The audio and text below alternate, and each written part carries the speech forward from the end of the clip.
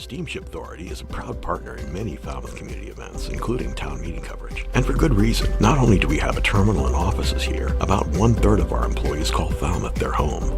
We always work hard to serve our neighbors, friends, and the traveling public. We recently put 7 new electric buses into service at our Falmouth parking lots. Soon we'll be adding new vessels to our fleet, continuing work on our energy-efficient Woods Hole terminal buildings, and adding solar panels at our largest parking lot. At the Steamship Authority, we're serving the islands. And you. Welcome to the Falmouth Chamber of Commerce. The Falmouth Chamber is dedicated to working on behalf of our members to make Falmouth a better place to live, work, and conduct business. We are committed to developing the economic, cultural, educational, and civic interests of our community and welcome the support from all organizations to achieve our combined goals. Whether you call Falmouth home, are a summer resident, or a visitor, we hope you take advantage of all that the Chamber has to offer. Hosting services for fctv.org are provided by MegaNet Communications. MegaNet offers a wide array of internet services including Mega Backup Cloud Service, server co-location, T1, fiber, Metro Ethernet, as well as telephone services such as hosted PBX and digital voice. Their #1 goal is to keep your communications network up and running and allow you to focus on growing your business. 877-634-2638 or meganet.net.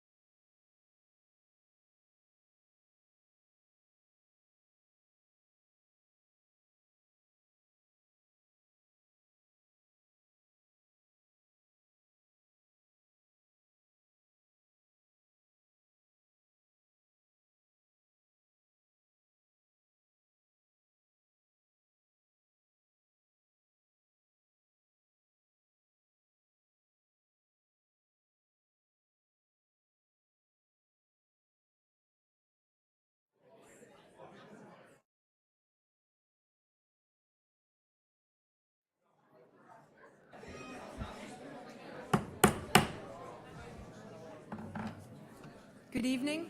I'd like to open the meeting of the Falmouth Select Board. It is Monday, March 10th, 2025. It is exactly 6:30. I would ask that you please silence your cell phones and please double check that they are indeed silenced. And notify me as the chair if you are making a video or audio recording of this open session meeting, and the placement and operation of the recording equipment must not interfere with the conduct of this meeting. Thank you.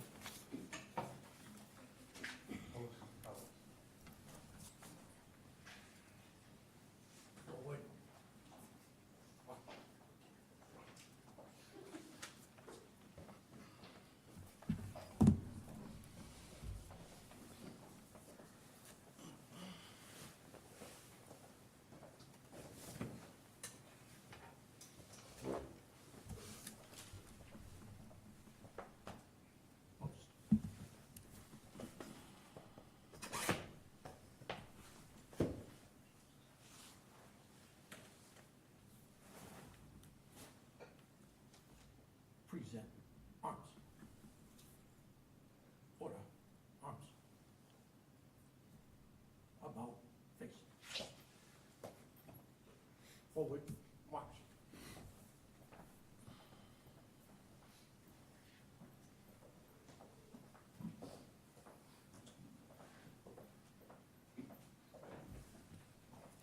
Please stand and pause.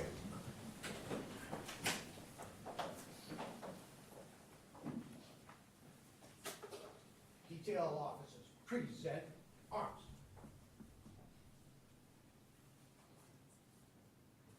I pledge allegiance to the flag of the United States of America and to the republic for which it stands, one nation, under God, indivisible, with liberty and justice for all. Order, arms.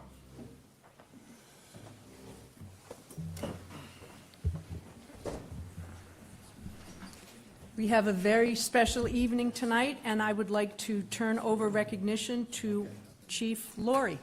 Thank you very much, Madam Chair, and thank you all for attending today. These are very exciting times for the Falmouth Police Department.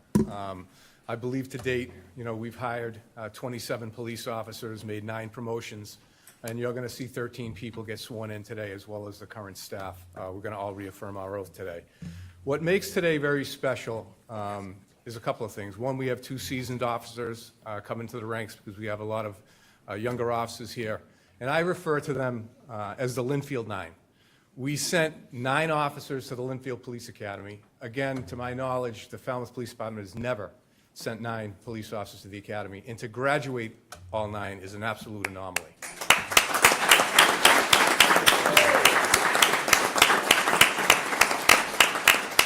It's a true testament to being able to hire the very best and being out of civil service where we were hampered.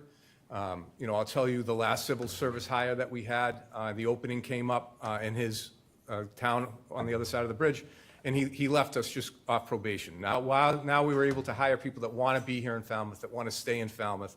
We're making an investment in them, and they're making an investment in us and you. So our goal is to help them reach their full potential, and tonight is just a way to honor them and you, the families, for the sacrifices you're all making to be involved in law enforcement.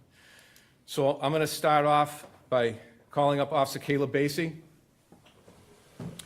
Officer Caleb Basie was born and raised in Falmouth and graduated from Falmouth High School in 2017. He pursued a career in the automotive industry before starting his law enforcement journey at the Linfield Police Academy. Now he's proud to serve in his hometown with the Falmouth Police Department. Officer Basie will be pinned by his mother, Mariah Thatcher. Officer Sean Canestraro. Officer Canestraro was born and raised in Concord, Massachusetts, and graduated from Concord Carlisle High School in 2020. After attending college, he joined Falmouth Police in 2024. As a resident of Falmouth, he looks forward to serving his community for many years to come. Officer Canestraro will be pinned by his mother, Susan. Officer Curtis Demetris. Officer Demetris was born and raised in the neighboring town of Sandwich and graduated from Upper Cape Cod Regional Technology High School in 2020.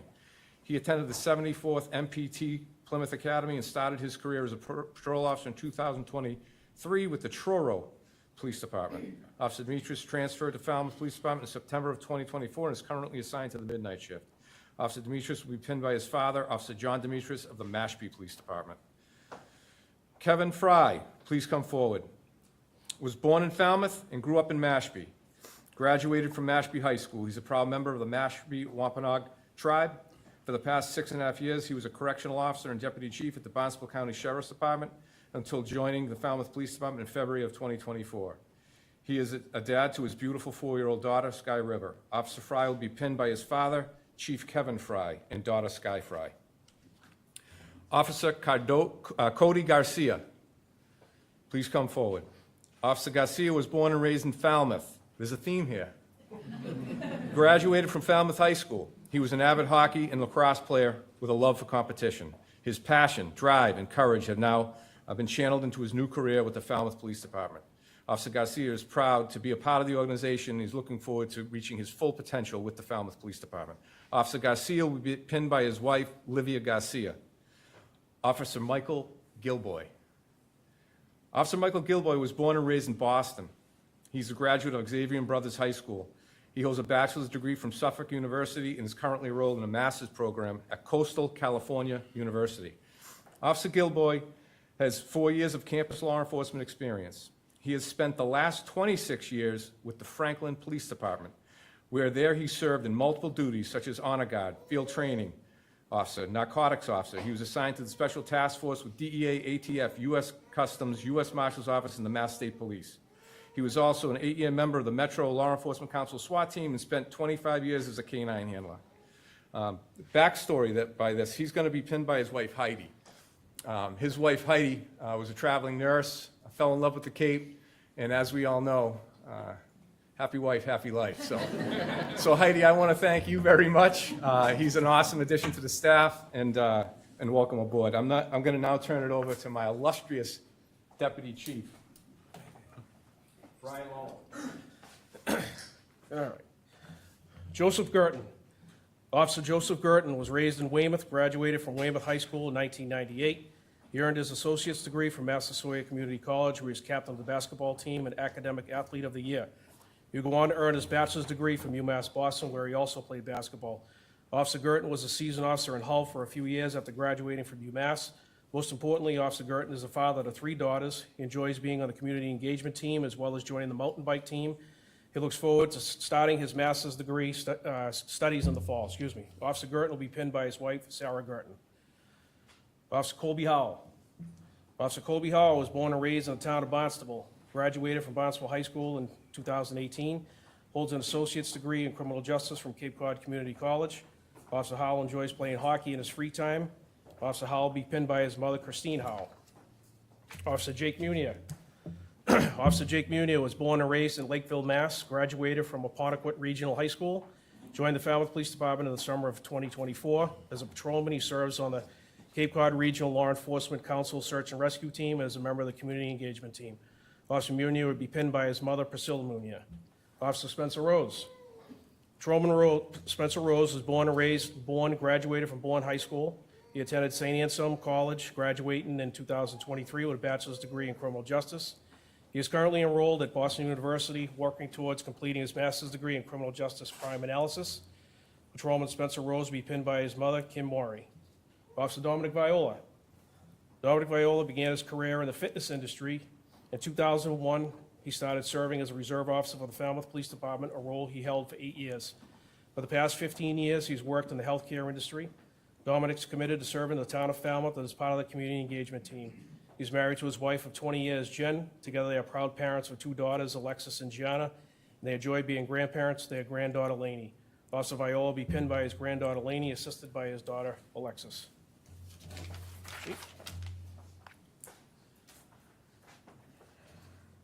Sergeant John DuPont. Sergeant John DuPont was born and raised in Falmouth, graduated from Falmouth High School. He joined the Falmouth Police Department in 2015 as an officer. He served as field training officer, defensive tactics instructor, master taser instructor, bowler instructor, and RAD instructor. Sergeant DuPont holds a bachelor's degree in criminal justice from Nichols College and an MBA from Southern New Hampshire University. Sergeant DuPont will be pinned by his girlfriend, Jill King. Lieutenant James Cummings. Lieutenant James Cummings was born and raised in Falmouth, Massachusetts. Graduated from Falmouth High School. He joined the Falmouth Police Department in 2006, was promoted to sergeant in 2014. As a sergeant, he served as the department's field training supervisor and Citizens Police Academy coordinator. Lieutenant Cummings holds a bachelor's degree in economics from Boston University and is nearing the completion of his master's degree in criminal justice and public administration. Lieutenant Cummings will be pinned by his parents, Rose and Jim Cummings. Clerk, the clerk could please come forward and swear in our officers. Our other officers attendant, if you could also rise and join us while we all reaffirm our oath. Okay, can you all raise your right hand and repeat after me? I state your name. I, Jeffrey Laurie, Do solemnly swear and affirm do solemnly swear and affirm that I will faithfully and impartially that I will faithfully and impartially perform all duties incumbent upon me perform all duties incumbent upon me as a member of the Falmouth Police Department, as a member of the Falmouth Police Department, according to the best of my ability according to the best of my ability and understanding. and understanding. I will support the Constitution and laws I will support the Constitution and laws of of the United States of America, of the United States of America, the Commonwealth of Massachusetts, the Commonwealth of Massachusetts, and the bylaw and charter of the town of Falmouth. and by law and charter of the town of Falmouth. So help me God. So help me God. Congratulations.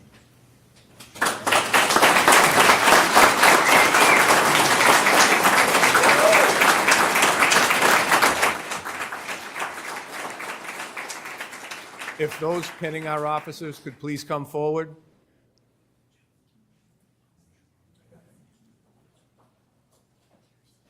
Duly sworn, front echelon, one step forward, move.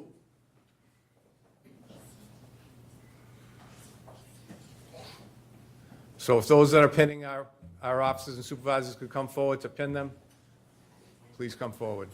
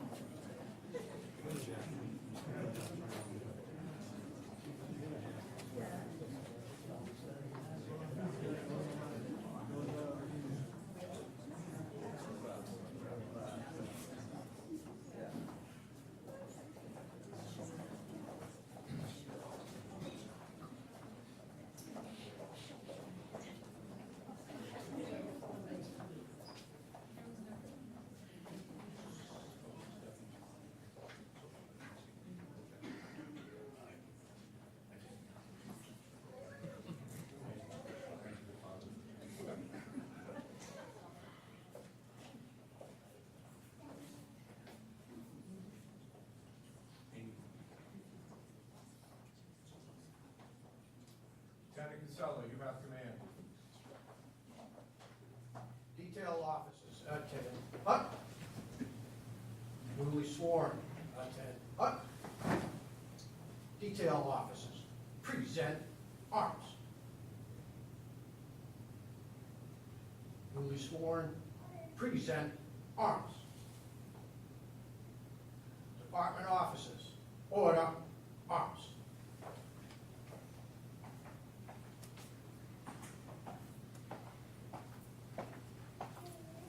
Duly sworn, retire to the rear of the room. March.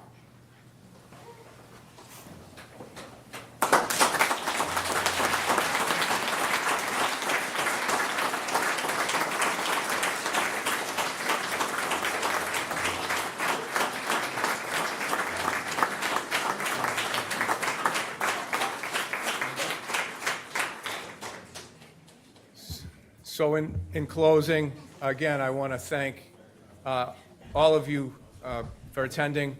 I'd like to thank the board, the town manager, and the assistant town manager for their support and for allowing us to do this. I think it's very important. And lastly, and I mean this genuinely, this will be the last meeting that Scott Zelinski and Nancy Taylor participates as their role as chair and vice chair, as they're not seeking re-election. I want to thank them from the bottom of my heart for your support and the faith that you have in us. And on behalf of the entire agency, we thank you for the opportunity to serve, and on a personal level for affirming me as your chief. And I promise I will continue to advocate for the community and our staff, our most precious resource. Thanks, Good night, Chief. everybody. Thank you very much, Chief.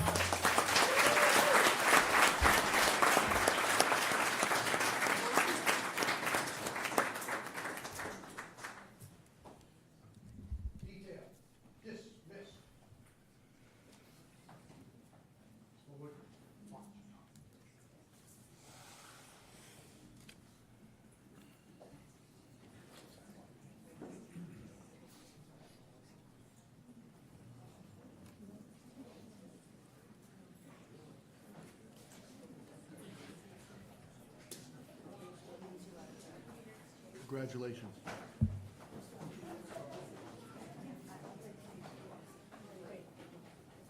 Yeah.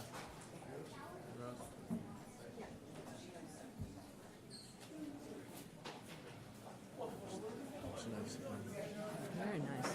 Unexpected.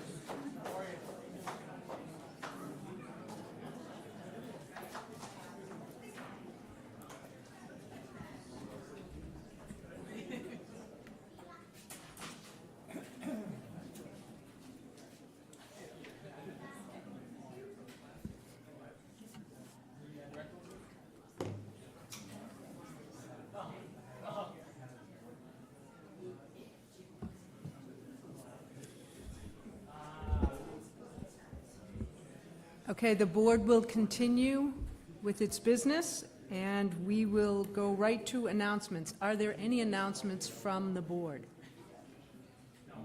Ms. Goldstone? Okay, just a couple, just to... Turn your mic on, Mr. Muscali. Thank you. Thank you. To remind the community that there will be a showing of the Catherine Bates documentary film this Thursday at the Falmouth Public Library at 7 p.m. and also at the museums on the Green at 3 p.m. Pre-registration for the event at the museums is required. And we received a note from Max Johns with respect to a meeting of the Workers and Families Group, which will be this Saturday at 10:30 in the Herman Room at the Public Library. Thank you. Thank you. Mr. Rafferty, could you open that door? We have to keep the door open because it's a public meeting. I understand the noise. I got it. I've been corrected with my actions before. Thank you, sir. Other announcements? Ms. Goldstone and then Mr. Brown? Well, recognition/announcement, would like to recognize Dr. Chris Neal, whose name many people may recognize from his frequent columns in The Enterprise, has been a scientist in our community for decades and was recently recognized with an Outstanding Public Service Award from the Massachusetts Association of Conservation Commissions for his long track record of highly collaborative work in the interest of communities, including things like the restoration of the Coonamessett River. So congratulations to Dr. Neal for that. I also wanted to announce that there will be a meeting tomorrow evening at the Rec Center regarding a proposed amendment to the state obscenity law. I know this is an issue that is evoking a lot of strong sentiments, both for and against, and would just like to encourage all in our community to come out in the spirit of civil discourse. Falmouth citizens are engaged and passionate, and that's great, and I hope everybody comes out ready for civil and respectful dialogue tomorrow as well. Thank you. Mr. Brown? Just to mention that the League of Women Voters is meeting next Thursday at 7 p.m. at the Herman Room with the December bulletin meeting. Thank you. Any other announcements from the board? Okay, we'll move into public comment. Public comment may be made on routine matters not on the agenda this evening. Comments are limited to 2 minutes. Please introduce yourself, and since the matter has not been included on the agenda, the Select Board will not participate in any discussion or debate of your topic. Mr. Handley, you're up.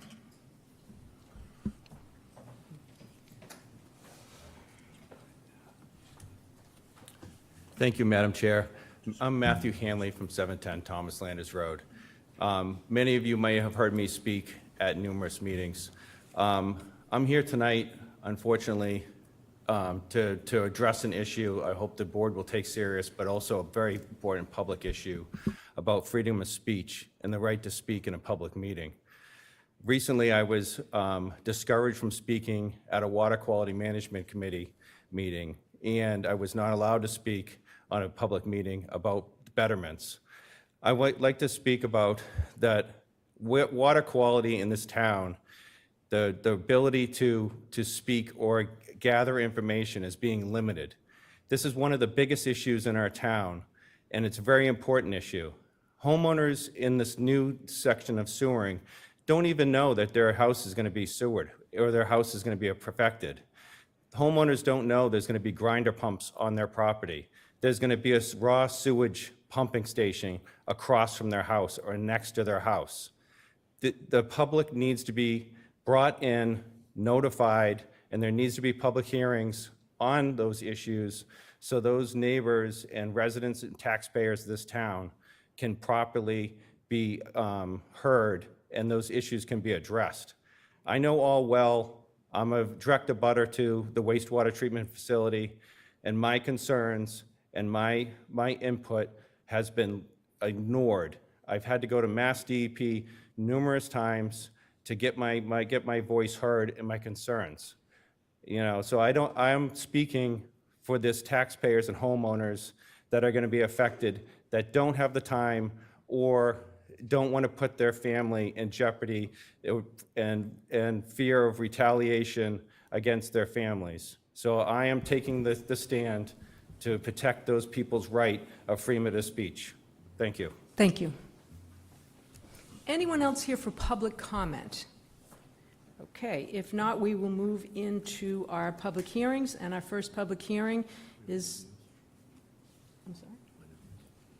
Oh, I did it again. I skipped right over community interviews. Our first interview is interview and consider a vote to appoint a representative to the Environmental Advisory Council's Joint Base Cape Cod Advisory Council. Is Robert Creevy here? Come on up. Thank you, Mr. Zielinski. You're welcome. Maybe the only thing I get right.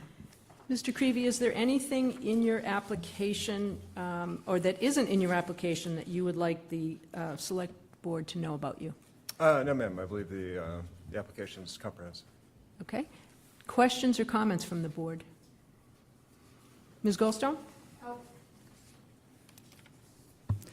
One question. Your resume and application, very impressive, and your extensive experience with the base, I think a real asset in advising on an ongoing basis. I'm curious, though, if you think that experience would in any way, in this role, representing the town of Falmouth specifically and the town's interests with regard to the base, would be difficult for you in any way? Sure, I understand what you're saying. First and foremost, I've been living in Falmouth for almost 11 years, and given my education, I regard myself as a scientist. I have a graduate degree in environmental science. So although I'm involved in the base, and I'm unusually well informed on matters in the base, I regard myself as a scientist, and I'm going to follow where the evidence leads, and I don't necessarily 100% agree with everything that happens on the base, so no, I think I can be impartial. Thank you. Thank you. Any other questions? Mr. Brown? Just a similar question, Mr. Creevy. So clearly, you're saying that it won't be a conflict for you when you're working in this same realm, but you're on the advisory council. You're it's almost like the fox in the hen house, right? I understand where you might have that concern. I will say that during my tenure with Military Division, I've attended SAC meetings and CAC meetings this whole time. And I just, based on my experience in those meetings and knowing the people involved, I don't feel concerned on my behalf. Great. I certainly feel like you're definitely the right person for the job, as long as we can make sure that's not a problem. It's a reasonable concern, I understand. Thank you. Ms. Goldstone? Yeah, I guess related question, but I'm curious what you think from the town of Falmouth's perspective is the top issue or some of the top issues that we need to be thinking about in terms of the base. I mean, I think the ongoing issue would be the groundwater monitoring program, and I happen to know a lot of the principals involved. And I'll tell you now, they're very dedicated. They've done the science, they've been doing this for a long time, and they're doing an excellent job. But that's an ongoing issue, and they're still going to be presenting new things over the years. So I'll be interested to see that from this new perspective. Thank you. Mr. Muscali? Just a question with respect to both applicants. There's a position that's Falmouth resident, and there's also at-large positions. Did the applicants, apply for one or the other, or did we kind of take that on to say who was going to be the Falmouth and what was going to be at large. Great question. Madam Chair, Select Board Member Muscali, it's my understanding neither applicant indicated a preference, although Mr. Cravey, is it? Creevy, sorry, indicated that he had no preference one way or the other. The other applicant did not. So there is one Falmouth representative and 4 at-large positions available.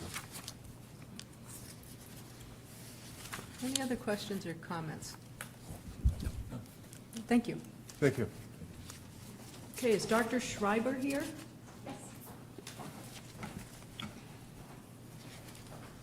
And I'll ask you the same question. Is there anything that you would like the board to know about you that is not in your application?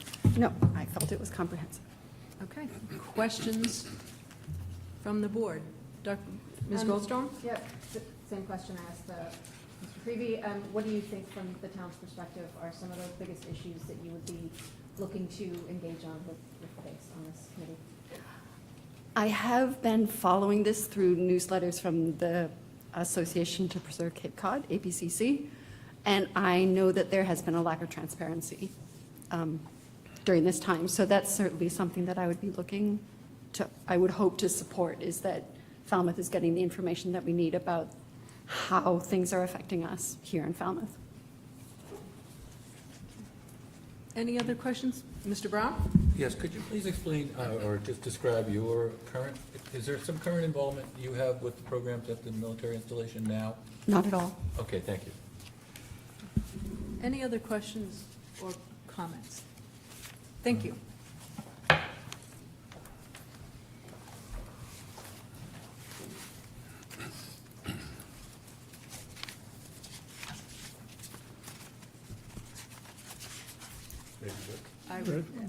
Any other conversation, or would anyone like to make a motion? Yeah, go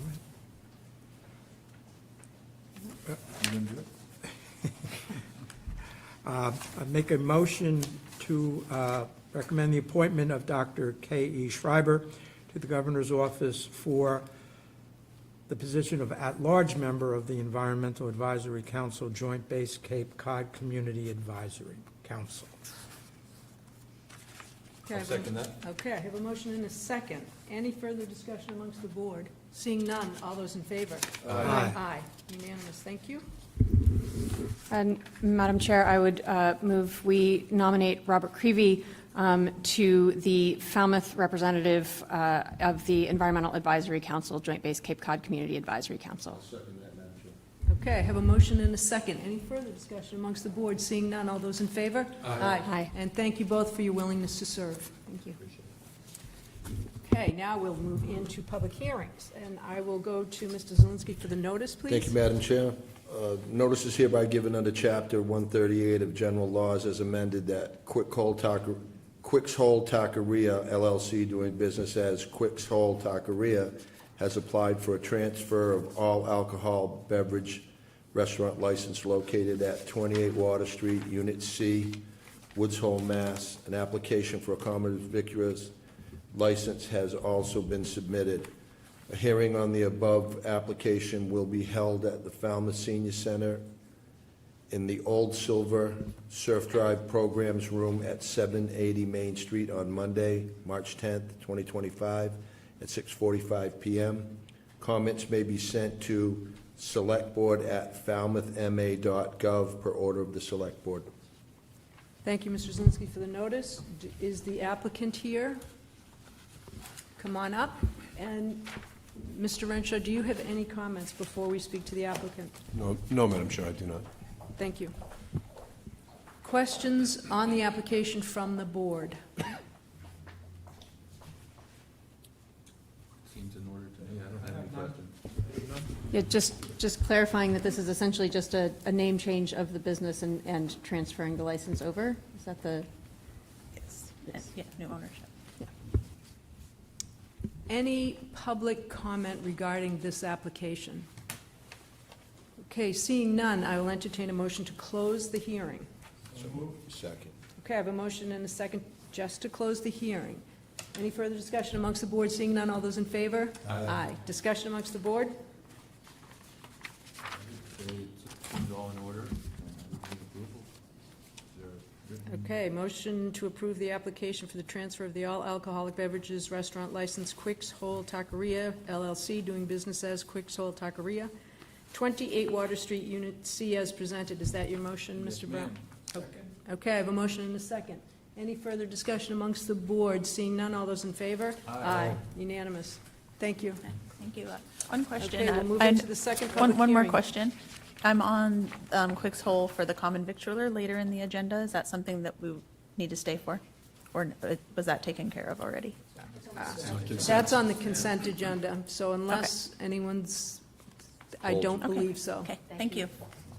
Okay, let's go to public hearing number 2. Mr. Zelinski for Thank the you, Madam Chair. notice. Notice is hereby given under Chapter 140, Section 183 Alpha of the general laws as amended by Chapter 299 of the Acts of 1926 and amendments thereto, that New England Festivals, Inc., North Falmouth, Mass., has applied for an entertainment license for the Harbor Light Illumination Concert Series and Night Market to be held at the Lynn Whitehead Band Shell at Marine Park, 180 Scranton Ave, Falmouth, on the following Saturdays, July 5th, 12th, 19th, and August 9th, 16th, 23rd, 2025, between the hours of 5 p.m. and 9:30 p.m.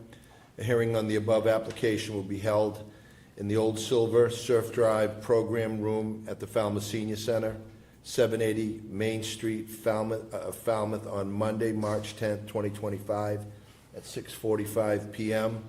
Comments may be sent to selectboard@falmouthma.gov per order of the Select Board, Madam Chair. Thank you, Mr. Zelinski. Is the applicant here? If you'd come up, please. Thank you. And Mr. Renshaw, do you have any comments before we speak to the applicant? Yes, Madam Chair, I do have a couple of comments. The applicant filed the one-day entertainment license application on January 6th, 2025. Madam Chair and Select Board, as you may recall, in accordance with entertainment regulations which were adopted by the Select Board on July 15th of last year, a copy of those are attached, this special event now is required to obtain an entertainment license via this public hearing process. I wanted to point out to the board, and you likely already know this, this would be the 4th annual Harbor Light Illumination Concert Series and Night Market. And those are the only comments that I have for this at this time, I'm sure. Thank you, Mr. Renshaw. Questions of the applicant from the board? Just a quick question. It will be our 5th annual this coming season, should you move to approve me. 5th? I don't have questions per se. No, but I was asking the board if they have Oh, questions of the sure. applicant. Sorry. Go ahead, Mr. Muscali. The question of the applicant and also Mr. Renshaw and Mr. Johnson-Staub, are we aware of any complaints or issues with the past experience of the applicant over the past 4 years? So, Madam Chair and Select Board Member Muscali, I am not aware of any complaints over the past 4 years. However, as the board may know, over the past 48 hours, there have been several emails that have been sent to the Select Board in response, or on behalf of neighbors in the area, abutters of the park, concerned about noise and trash pickup and that sort of thing. But I'm not aware of any complaints specific to the event, the concert, over the past 4 years. Mr. Brown? I wasn't sure, but I think that was a couple of emails from the same person. And also, I got the impression that that person who sent the email thought that this was something new that there was concern about. So I wonder if that person is aware of this going on for 4 years already, because I didn't see any complaint about it, just that there was a concert at the end of the year that was very loud, and that might have been another show, I believe. There may be some confusion. There are, as you all know, multiple events at Marine Park, so there may be some confusion as far as which special events generated those concerns. Right. Has it always been end at 9:30? Has that been always? No, so I apply for the event time to run until 9:30. I generally cut off sound at 9, so I'm copying, in essence, what Town Band does. So the live sound is cut off at 9. I ask for 9:30 in the event there should be any issue, or we start late, or they run over a little bit, and then it also allows for the ambient noise of people exiting to take place as well. But I have no intention of disturbing our town or neighbors or any of the residents, and I'm happy to adjust sound as need be as well. Could you introduce yourself? I'm not Oh, you sure. did My for- name is Lillian Kazanis, and I am a lifelong resident of Falmouth. I grew up here. I went to school here. I did prepare something to say if we have time, if that's all Certainly.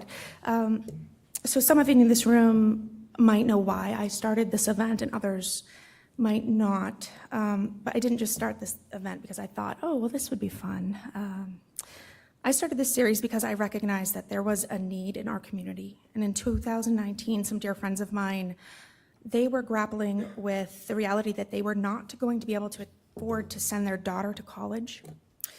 And at that point, she had already been admitted to a very prestigious music school. And the heartbreaking reality of that situation that she was not able to attend. So it really, it struck me, it struck a chord with me, specifically because she reminded me so much of myself.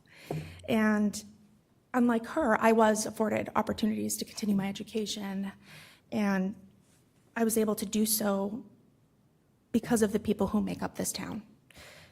There were just countless adults who helped me on my path to get to where I am, such as, for instance, and really and truly, the whole path I was led on was shown to me by Lynn Whitehead, who we just honored last year by renaming the bandshell after her. She was the one that taught me to read music. Levada Studley taught me to feel music. Mary Shulkovitz, Ira Schaefer, Elaine Ewing, they taught me to communicate through music. Thomas Borning taught me to lead through music, and now I'm here leading this new precedence and process. I think I'm the first event to go through this. And, I just want to ask that you truly broaden the scope of your decision-making for all events, not just mine, but for all events in our town. And I know you have a very difficult and heavy responsibility of balancing the life of our town and all the facets of that. And I just want to just be sure that, and I don't envy your positions. I just want to be sure that cultural and creative sectors are considered one of those facets. Because those sectors, and specifically events, they are direct injections into our economic health and vitality. In addition, the arts industries, they draw tourism to our town, and events are a large part of what make Falmouth a sought-after place to come to in the summer. They also provide jobs, economic growth. They help attract and retain business. And these events that you're considering in this new process really do play an important role in our town's vibrancy and vitality. And I do hope that the connection between the town and arts revenues is recognized, because the loss of any of our events would be detrimental. Can we, questions from the board now? Sure. Are there questions or comments that, Mr. Brown? So I want you to take note of the new entertainment regulations we have. Yes. They're very strict, they're hard to achieve. It's gonna have to be a much quieter event, or I don't know how quiet it was last year, so I shouldn't say much quieter, but it's gonna have to be more, we're gonna be more careful how we manage the Marine Park, because, when we did put the entertainment regulations, people were like, what's good for the goose is good for the gander. Being very strict with restaurants, you should be strict with the public spaces as well. So I think that was good comments that we should take to heart. Any other questions or comments from the board? Any comments from the public regarding this application? Yes, sir, I'll start with you. Okay. Come up to the podium, please. Stand over there. You need to come up and stand here. My name's Joe Sedlock. I'm the property manager for the Admiralty Apartments, which is right across from the venue. And just as a quick rundown of the demographics of the building, which I represent the people there, we have 41 apartments, 64 residents. 20 of those apartments are harbor-facing. 28 residents are in those harbor-facing apartments. Our age range is from of harbor-facing people. There's 16 of them that are older than 60. 12 others are adults, but there's no children. Anecdotally, the noise level not a problem. My people love it.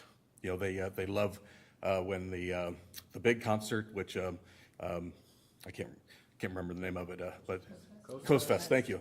You know, and you think about it, people my age, I'm 62, and I have the people that range all the way up to 93. They're people from the 40s, 50s, and 60s where rock and roll was just beginning. So they love the fact that they can sit on their balconies. My people in back can come out to the front, not even cross the street, and enjoy the music.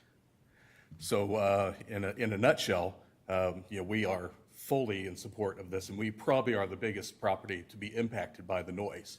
It had actually come up in conversations among the residents of how this new noise ordinance would be able to be achieved. And one of the things I read was that there was, my interpretation was that if it was alcohol related, that the noise ordinance was in place, but not for venues like, or presentations like this one. I don't know if that's true or not. That's just the way I read it when it came out. So I thought that it wouldn't affect too much of the people that went to the band shell. You know, we were concerned that the town band wouldn't be able to play like they were doing. And you know, Coast Fest obviously is very loud, but you know, it's lovely. You know, and so all that being said, I guess the only other notes that I have is I witnessed, because I sit out in front, and I witnessed people walking from all over to support the economic point that the young lady was making. And when it comes to cleanup, Coast Fest, everybody does a tremendous job, so there's no environmental impact like that. I may have 6 pieces of paper to pick up the next morning. So anyway, Joe Sedlock, property manager at the Admiralty. Thank you, sir. Any other public comment?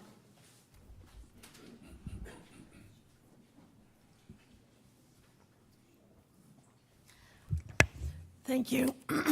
I'm Alice Kochimba, the current chair of the Falmouth Cultural Council, and the Harbor Lights Illumination Concert Series received a grant from the Falmouth Cultural Council specifically to support having more fun venues for a range of people in Falmouth.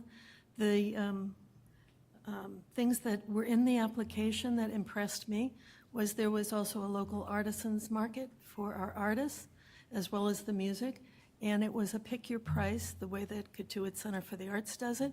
So it was inclusive in terms of people's economics, and we had the deepest pool of applications that we've ever had, and we certainly support this program. And what she said about the economics, it drives us in the right direction, so thank you. Thank you. Any other public comment? Yes.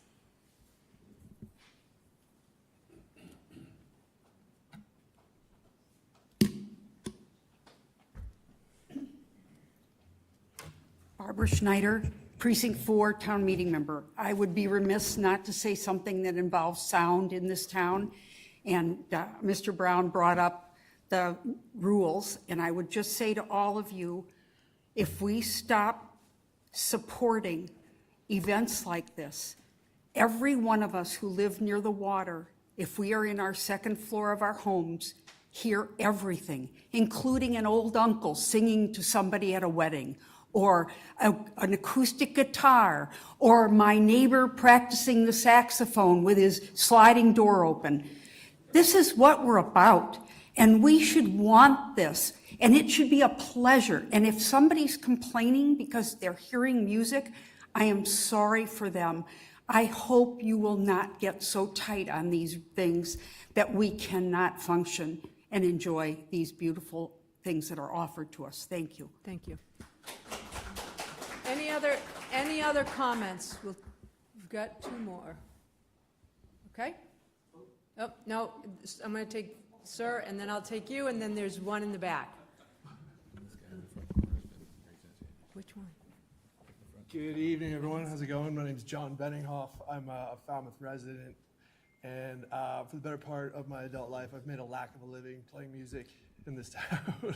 pull that microphone up just a little bit so everybody can hear you? Thank you. I made a lack of a living playing music my entire life. And it's taken me in an insane amount of different directions. But what I will say is it's so ingrained in this town, and it's such a beautiful part of this town that it would be a shame if someone like Lillian, who's doing it out of genuinely her heart and love of music, to prevent that for one person or even a group of people, to take that away from the town as a whole I've had it done many times, but I really hope in this instance, specifically in Coast Fest. I mean, I took my daughter, we got off the ferry one day and walked over, and the symphony was playing all John Williams music, and I sat there with her and just geeked out. It was like, this is the coolest thing ever. It wasn't much softer than anything else I saw there. All her concerts, Coast Fest. I get you have to accommodate the people that live there, but they also live next to a communal space where I think music is a huge part of. And like the young lady was saying, the harbor's noisy. I also work on boats. They're loud. There's things you can complain about all day, but music, I don't know. I just felt compelled to come here and say, please don't ruin what is one of the best things about this town and the Shining Sea Bikeway. So thank you. Okay, I'm going to take this woman here, and then there's a man there, and then I was told that you've been trying to get my attention as well. So I'll take 3 more comments. Yes, your help.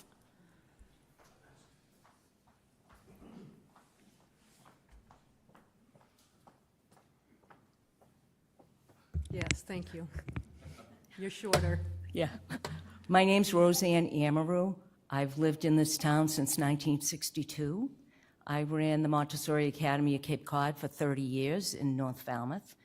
And I can honestly say this event and the other events that happen in this town are so good for the families. It gives them something to do. It gives them pleasure. It's wonderful. Now, the other things that really didn't come up tonight were, first, this is a donation-based event. You give what you can. If you can't, it's okay. You come, you enjoy. Whatever money comes in gets put right back into the town, into different entities that support the arts and well-being programs for children. Now, you might say, well, if they give it all, how do they pay for the bands? They do that through sponsorship.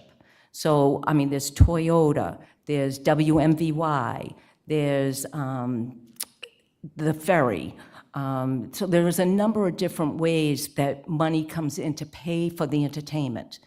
But the fact that it's a free, donation-based event that benefits the children of this town, because Lillian grew up here and knows this town and wants to support the children in it, I just think it's such a wonderful, fun event, and it really has been here. This is going into its 5th year, and there have virtually been no complaints. I mean, the Artisan Fair has been there. The music has been there. And she's very, very, aware of making sure that, people are accepting and having a good time. And I just think it should continue. Thank you. Sir, come on up.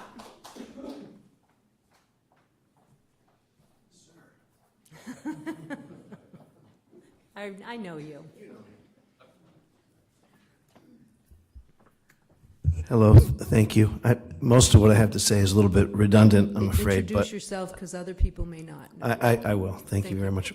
Pat Ryan, I've been here since 1989.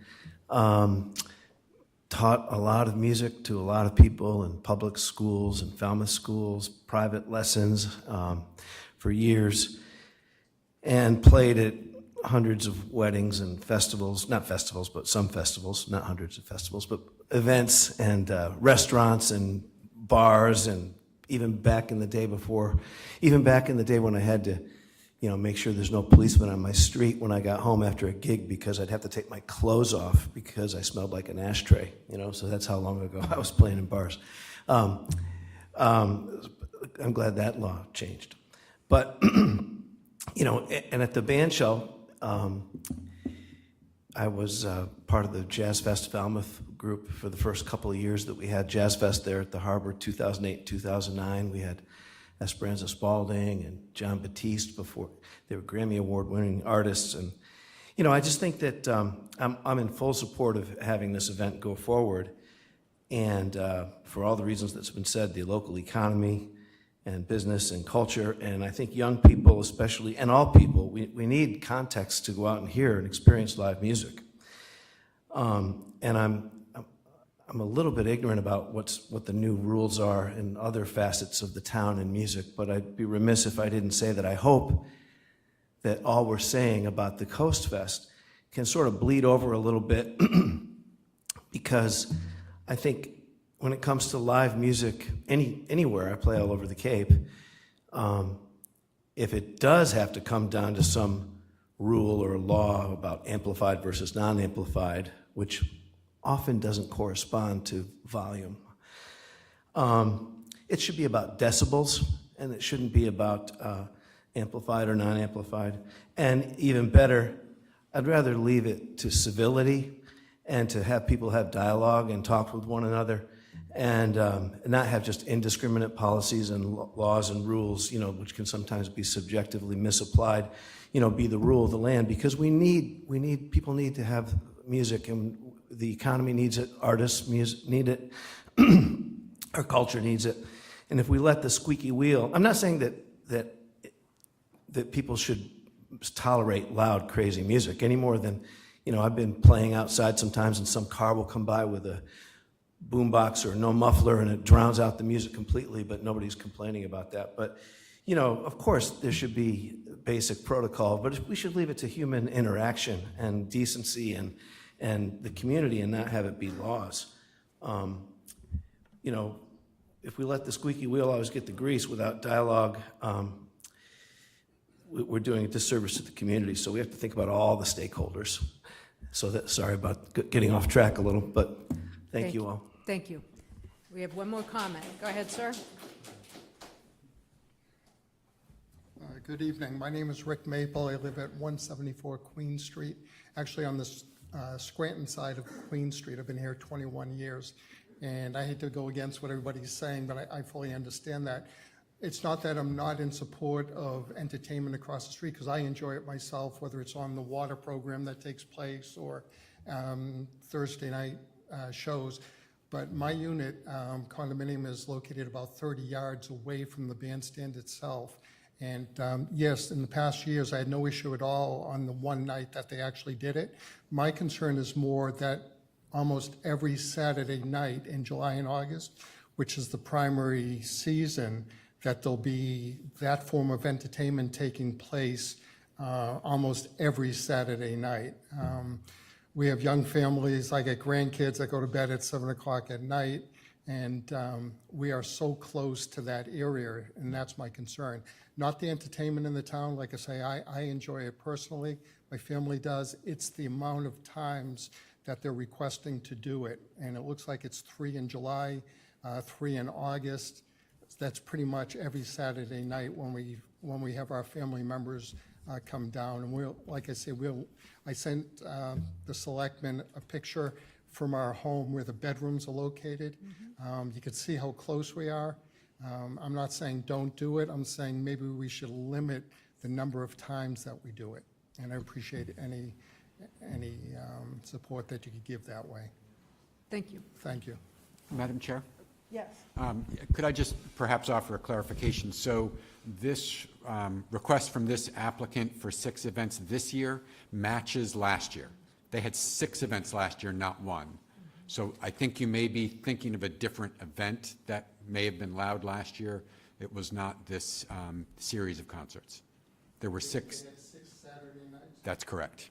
Yes, they were July 6, 13, 27, August 10, 17, and 24 of last year. And for this series, this is the 5th year. Yeah, that they've done it. So it's a different thing. I think you might be thinking of the Coast Fest, which might have been. Yeah, the Coast May have Fest been is a little louder. Little much, yeah. Yeah. So we're not doing that every week? Any other public comment?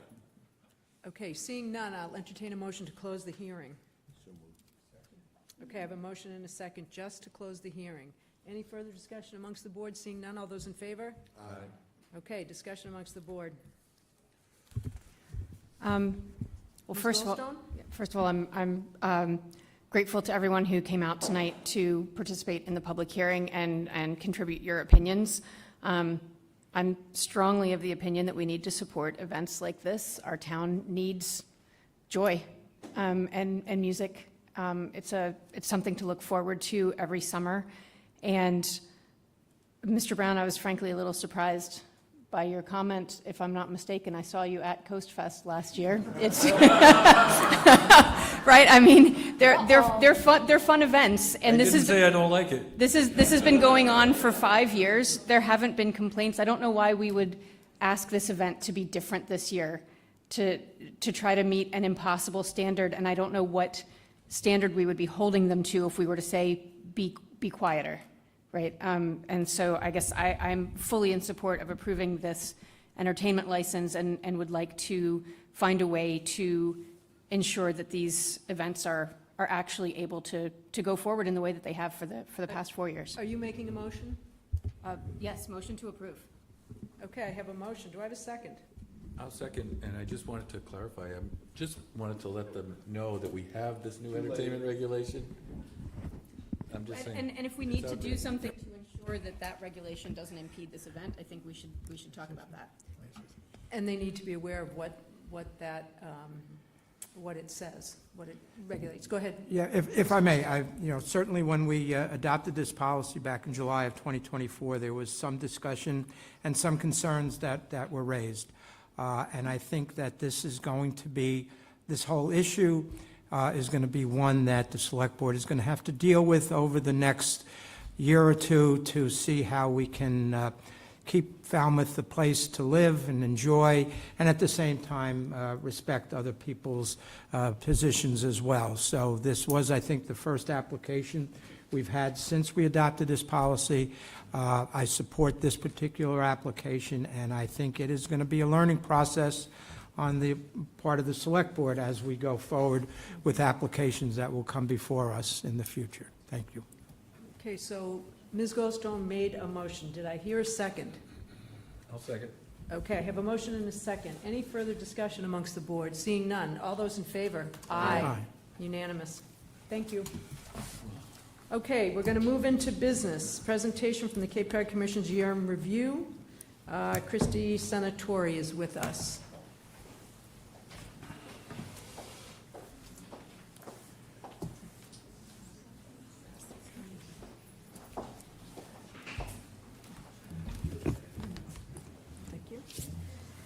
Thank you, Madam Chair, Select Board members, Mr. Renshaw, Mr. Johnson-Staub. Nice to see you all. I appreciate the opportunity to be here this evening. What I've handed out is our 2024 year in review.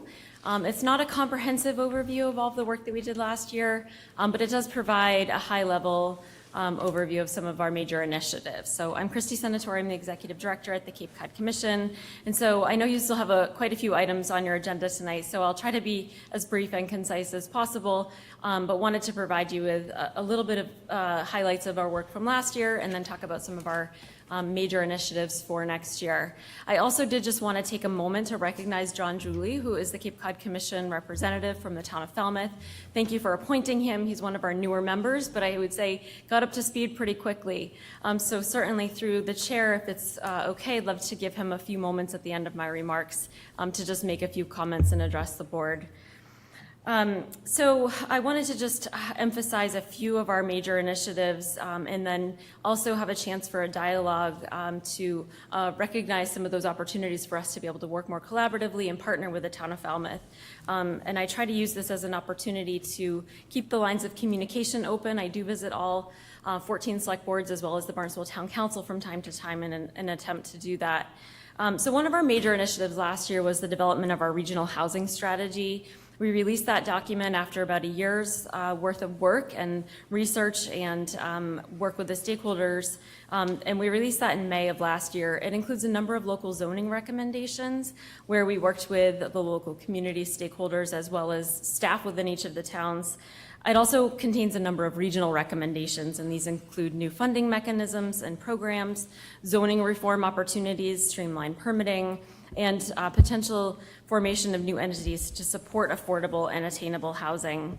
It also includes a number of resources to support implementation, such as multifamily design guidelines and a series of model bylaws that can be implemented locally. We also developed housing profiles for all 15 towns across the Cape, as well as a regional housing profile, and we are updating those. We actually just recently updated those so that they contain the best available information, and it's the most up-to-date information as well. We're moving forward with a few of the implementation recommendations within that plan now, looking at a pre-approved plans project. So we'll soon have a series of model housing plans for different types of housing, including small-scale housing, accessory dwelling units, duplexes, triplexes, and we anticipate working collaboratively with local communities to implement and pilot some of those pre-approved plans in some discrete locations. So certainly if it makes sense and there's opportunities, we'd love to work with the town of Falmouth. We're also looking at exploring community housing trusts and housing bank. We're working with a consultant to do some research and identify opportunities for these types of entities that can more swiftly acquire and develop or redevelop property for the purpose of affordable and attainable housing. So certainly this we'll be developing a framework. It will take many stakeholders and other organizations to make sure that those conversations can continue. This would certainly be outside. Yes. John, could you do me a favor and open that door, please? Sorry to interrupt you. No worries. So this is obviously something that would be outside of the commission, but we're looking forward to working with stakeholders to implement that. Thank you. One of our other major initiatives last year, recognizing the water quality challenges that the Cape faces. We've been spending much of our time obviously working on coastal water quality, and we recently just completed the Cape Cod freshwater strategy. So looking at all 890 ponds and lakes across the region. That plan is actually out for public comment currently. It's on our website, and comments are due on that draft on March 17th. So certainly if anyone has any comments on that draft, we'd welcome any suggestions. There are also a number of resources to accompany that plan and support the protection and restoration of our freshwater ponds. And these include pond buffer guidance, so an opportunity for homeowners and municipalities to preserve and protect ponds through responsible landscape management. It also includes a water quality data portal, and this has been in the works for quite some time, and it's an interactive map-based online tool that allows users to explore water quality data. So this is an expansion of the coastal water quality data portal that we developed, and it now includes data that's collected by local pond groups in towns, other regional partners, and it also includes the data that we've been collecting as part of the regional pond monitoring program. And that program will begin its third year of data collection across the region in March. I know that some of the Falmouth ponds that are monitored are the Coonamessett Pond, Jenkins Pond, Shivericks Pond, Wing Pond. There's probably a couple of others I'm missing there. And I'm also very pleased to identify that the Regional Pond Monitoring Program now also has funding to continue past this year. The Cape and Islands Water Protection Fund Management Board recently voted to provide funds for freshwater monitoring in addition to some of the funds that they've been providing for coastal monitoring. So certainly that is a great opportunity to see that program continue into the future. So pivoting a little bit from freshwater to looking at wastewater, and I know that's already come up a little bit tonight, but I wanted to certainly thank Peter Johnson-Staub for his efforts on the Water Protection Fund Management Board. We provided administrative and technical support to that board, and just last year alone, they awarded nearly $65 million in subsidies to projects across the Cape. Certainly, we know that the draft 2025 intended use plan has been released. It includes about $372 million in projects across the Cape. I think there are some challenges facing that draft IUP currently, so certainly we'll be monitoring that as it moves forward. But again, I wanted to just thank Mr. Johnson-Staub for his participation on the management board. So, we've touched housing, water quality. I do want to talk a bit about transportation, as that has been kind of a focus area of the Cape Cod Commission for some time. We do have a number of initiatives going on in transportation. I'm not going to touch all of them. But certainly, one of the priority areas of the Commission currently is our Vision Zero Action Plan. So we are developing a Vision Zero Action Plan, which is an initiative designed to improve road safety and address traffic fatalities. This is a nationwide program, so we're pleased to be bringing this to the regional scale and even more at the sub-regional and more local scale. Completing this action plan will actually make all 15 of our towns eligible for Safe Streets and Roads for All implementation grants. So we can certainly look to leverage funding where it's appropriate to bring some of those additional funds to our region. We have adopted, the Metropolitan Planning Organization and the Barnstable County Board of Regional Commissioners have adopted a Vision Zero goal of 0 fatalities and injuries by the year 2050. And then they have an interim goal of 50% reduction in fatalities and serious injuries by the year 2035. I know there have been some participants from the town of Falmouth on our advisory committee, so certainly want to thank them for their participation and really thank the town of Falmouth for engaging in this process. There are a number of Vision Zero public meetings that are going to be coming up. Those are on our website, so certainly we'd welcome that attendance or participation. And as I think you know, we have been working with the town of Falmouth to create a municipal digital equity plan. So this is really assessing the digital divide and identifying opportunities to advance digital equity in the town of Falmouth. The plan will consider affordability of internet service, access to technology that's really kind of necessary for participation in civic and social economic engagement, economic life, and the skills that might be required for meaningful digital engagement. The goal is really to prepare the town for funding opportunities that could be made possible, that could guide decision-making and investment and implementation. So I anticipate that draft plan will be available for review and public comment very soon. I was hoping it was going to be ready for today, but I think it'll be hopefully within the next few days. And then another one of our focus areas, which I anticipate is something that the town of Falmouth is also very much engaged in, is our climate and coastal resiliency work. So we have recently completed the development of model bylaws and regulations to promote resiliency in the floodplain, not only today, but into the future. And we look forward to collaborating with towns as they may be interested in implementing these model bylaws.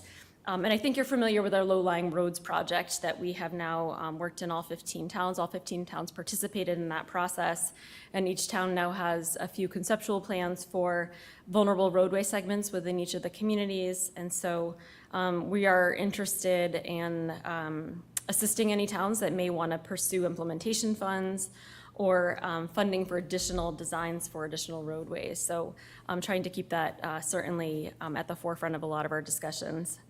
And then just a couple more highlights of some of our work last year and moving into this year. We also completed our comprehensive economic development strategy. So this was completed by the commission, approved through the commission and the Barnstable County Economic Development Council, and was submitted to the Federal Economic Development Administration. It was approved by that board or that body. And this year we'll be focusing on advancing many of the priority actions that are contained within the economic development strategy. So this includes efforts to incentivize year-round housing, simplifying appropriate housing development in the right locations, advancing the replacement of the canal bridges. I didn't mention that tonight. That is one of our transportation priorities. I'm sure that we could take hours talking about that program, certainly another time, amongst a variety of other priorities.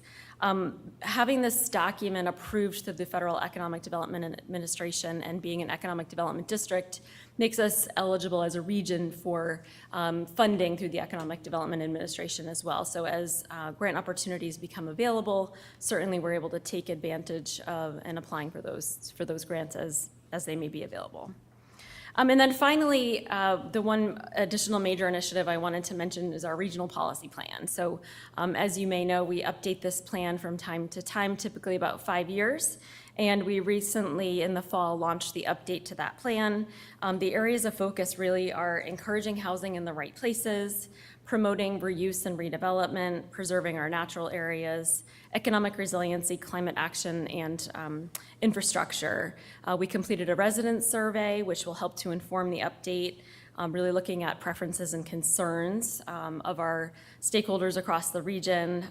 We are engaging stakeholders currently in a series of focus groups on transportation and open space and a number of other topic areas, including working with the municipal staff, so we certainly appreciate municipal staff engagement in this process.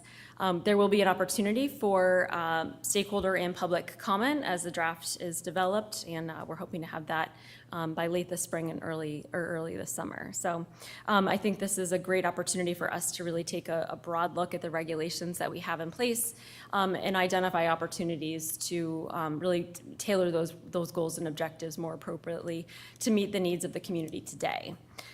So I know some of you were at our One Cape Summit last year. We appreciate you coming to that. We had a successful event where we had about 400 or so attendees, and we're already starting to think about planning for this year, so we'll be back in touch certainly as we have more information there. And then again, I just did want to thank John Drewley for his service on the commission, and through the chair, offer him a few moments to make a remark if that's okay with you. Perfect.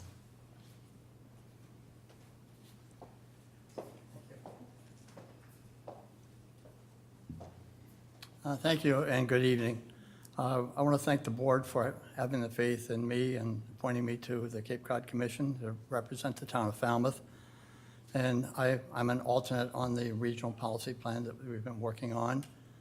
Recently, I participated in redevelopment idea for the town of Wellfleet, a form-based code, et cetera. It's really going to be a multi-year project. And I voted on a 300 apartment units in the town of Barnstable, worked on the sewer plan in the town of Barnstable. I'm going to be doing hearing with Provincetown at the end of this month. I think it's a 14-unit project. And I also participated in the Falmouth YMCA, which is near and dear to all of our hearts. So thank you again, and it's a lot of work, a lot of time, but it's a lot of learning too, so. Thank you for your service. Thanks, John. And thanks to Chrissy too. Any comments? I have one Go question. ahead, Mr. Brown. Christy, thank you. Appreciate all the work you've been doing.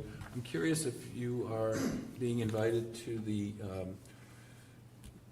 big planning initiative out at the base. Is there any room for the Cape Cod Commission out there? So thank you for the question. I'm happy to respond. And yes, I think that we can play a pivotal role in doing some of the outreach as it relates to the master planning effort that's being undertaken by Mass Development. So we have been engaged with base leadership as well as leadership at Mass Development, and I think that there's an opportunity for the commission and the county to play a role there, and we look forward to assisting and participating where it makes sense. Good. Thank you. I'm glad to hear that you're involved with that. Any other comments or questions? I just have a quick one. In your regional housing planning, I didn't see that the Falmouth Housing Authority or the Falmouth Housing Trust was involved. We have several different pockets in Falmouth, and I didn't see that either of those were involved in that planning process. That was disappointing. So I'm happy to respond to that. We did reach out to a variety of different groups and organizations as we developed the plan, and a variety of different stakeholders and certainly staff within each of the communities, and we appreciate that Falmouth staff and other members were engaged. Certainly there will be more opportunities, and we'd be happy to incorporate and include more boards and organizations in the outreach as we move forward with some of the implementation. So happy to engage as that makes sense. I think it's really important since they do a lot of housing. Great. Thank you very much. Thank you. Madam Chair? Okay.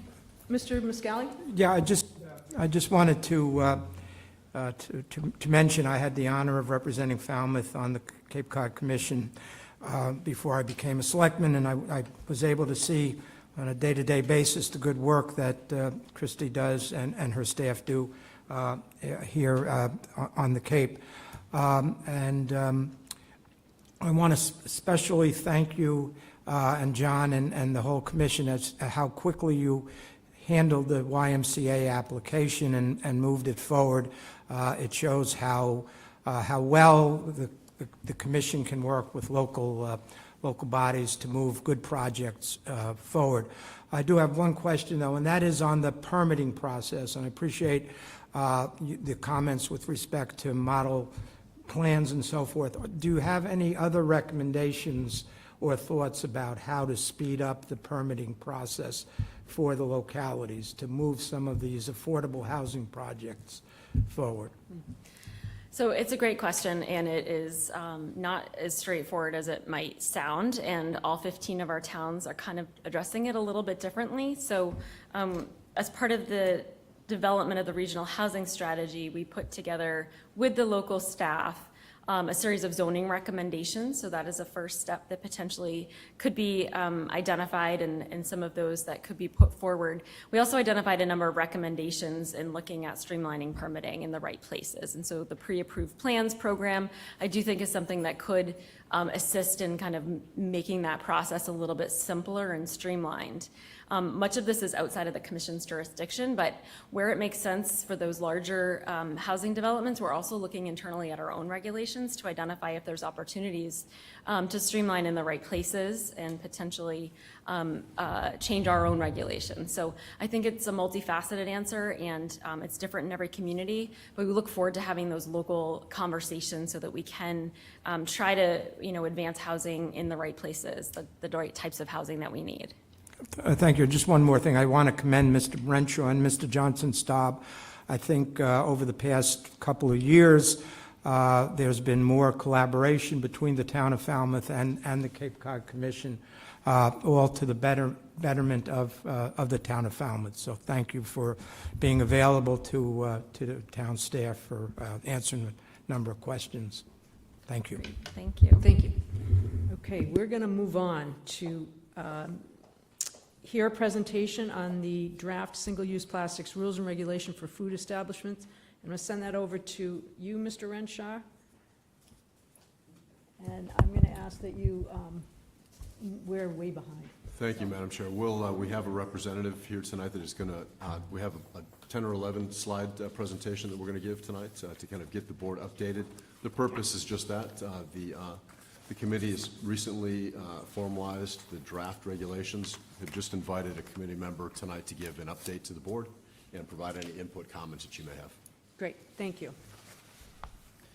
So my name is Philip Gessen. I'm a lifelong resident of Falmouth, and I'm here to provide an update on the single-use plastic rules and regulations for food establishments. So the order of this presentation is going to be, we'll talk about the motivation quickly, then the Plastic Reduction Advisory Committee and how it was formed, then the process that we went through in order to construct this regulation. We'll go over a high-level overview of the draft, kind of the lessons learned as a committee as we were constructing that draft, and the path forward that we hope to see within the next year. So the motivation really lies behind the overproduction of and over-reliance of plastic that we have. In 1972, our very own WHOI published a study called Plastics in the Saragossa Sea Surface. And what they found was that plastic particles were widespread in the western Saragossa Sea, and that was in 1972. And if you're able to see the graph, in 1972, plastic production was around 50 million tons every year. So at that year, 50 million tons of plastic was produced. March 2018, a recent study calculated and estimated that within a different sea in the Pacific Ocean, the Pacific Garbage Patch, there's a 1.6 million square kilometer patch of plastic that has over 79 million kilograms of plastic within it.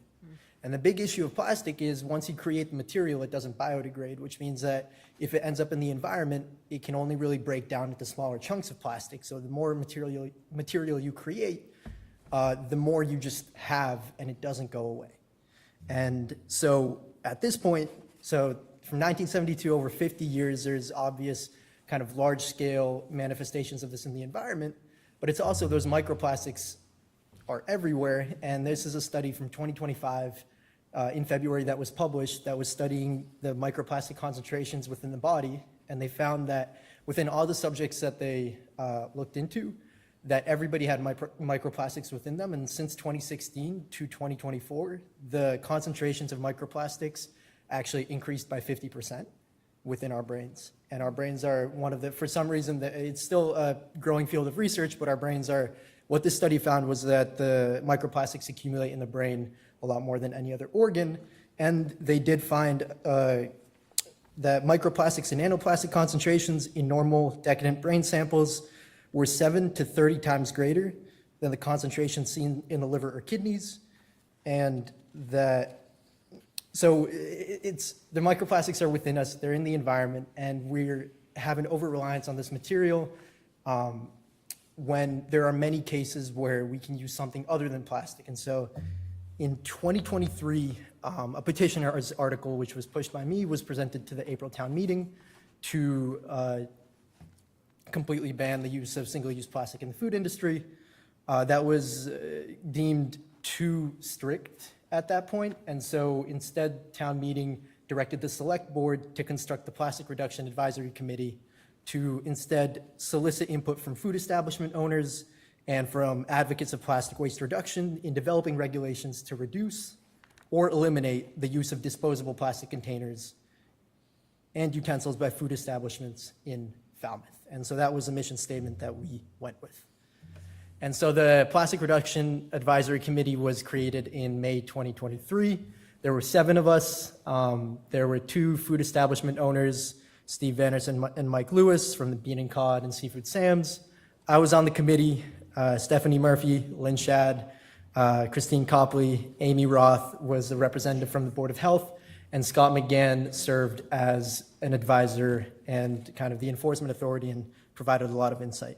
And so the 8 of us met over 30 times over the course of 18 months, and we constructed a draft regulation, 11 sections, 6 pages. And so our process really began with looking at what exists in other communities. We found that there didn't exist something that we could just directly apply to Falmouth. And so we did our research, we deliberated, came up with a draft. Then we presented the draft to the public and had a listening session. We took a lot of feedback, refined the regulation, and then we worked with town council to solidify and make sure that it was legally sound. And then we presented it to the Board of Health. And so that we presented it to the Board of Health February 2025, so last month, and now we're here. And so the regulation draft goes as follows. Essentially, food establishments must use reusable foodware in any use case. However, if they're unable to do so, they have to demonstrate that to a Board of Health agent who can then, upon seeing that they have a legitimate reason that they can't use reusables, they can allow the restaurant to use single-use non-plastic foodware. If the restaurant, for some reason, has to use plastic foodware, they have to fill out a waiver form that pretty much explains the due diligence that they conducted looking for compliant materials. And upon an annual inspection, they show this waiver form to the food inspector, and the food inspector looks at it and tells them they're good to go, and they make that form public record. And so the valid reasons for a waiver are either there's no suitable alternative, period, for a specific use case, like for hot liquids, or there exists an alternative, but it's not available in the area in Falmouth because of supply chain issues, or the cumulative cost of switching to a non-plastic alternative causes a financial hardship, and so the health inspector can make that judgment and allow for that waiver, for a temporary waiver that lasts until the next inspection year where it gets reevaluated. And so really the idea behind that is to make it flexible enough so that if the market changes, maybe new materials come in, new products are created, and we grow as a community, get educated as a community, but still reasonably let people use plastic in places where they really need it. And so the food inspectors can only grant waivers for number 1, 2, and 5 plastic because that's really the only type of plastic that's recyclable in Massachusetts, and that's the only type of plastic that generally you would need. However, if a food establishment does need to use a plastic outside of 1, 2, or 5, they can appeal to the Board of Health and request a variance. And so it's a little bit of a longer process, but if they have a legitimate use case, they can get that variance from the Board of Health. And if that variance is granted for PLAs specifically, which are compostable plastics, one of the big issues that we ran into was even though plastics can be marketed as compostable, and they are, they're only compostable within industrial facilities. And so they're actually, if you don't have an industrial facility to send the compostable plastic to, it's going to remain a plastic if you just throw it in your backyard. And so it's non-recyclable. It looks like number 1, 2, and 5 plastic. It may end up in the plastic waste stream and contaminate it, but we don't have the infrastructure to support industrial composting, and so it's actually a non-recyclable plastic, even though it's marketed generally as eco-friendly. And so there's a blanket disallowance on that, but if you do have a use case where you do need to use PLA and you're able to convince the Board of Health that, then you also have to provide industrial composting access to an industrial composting waste stream, aka just a compost bin that goes off to an industrial facility, and you have to have a contract with an industrial composter who picks it up and takes it there. So that's the overview of the regulation, main kind of the meat of it. There's a blanket disallowance on plastic and then different progressively harder ways of getting materials that are less and less eco-friendly.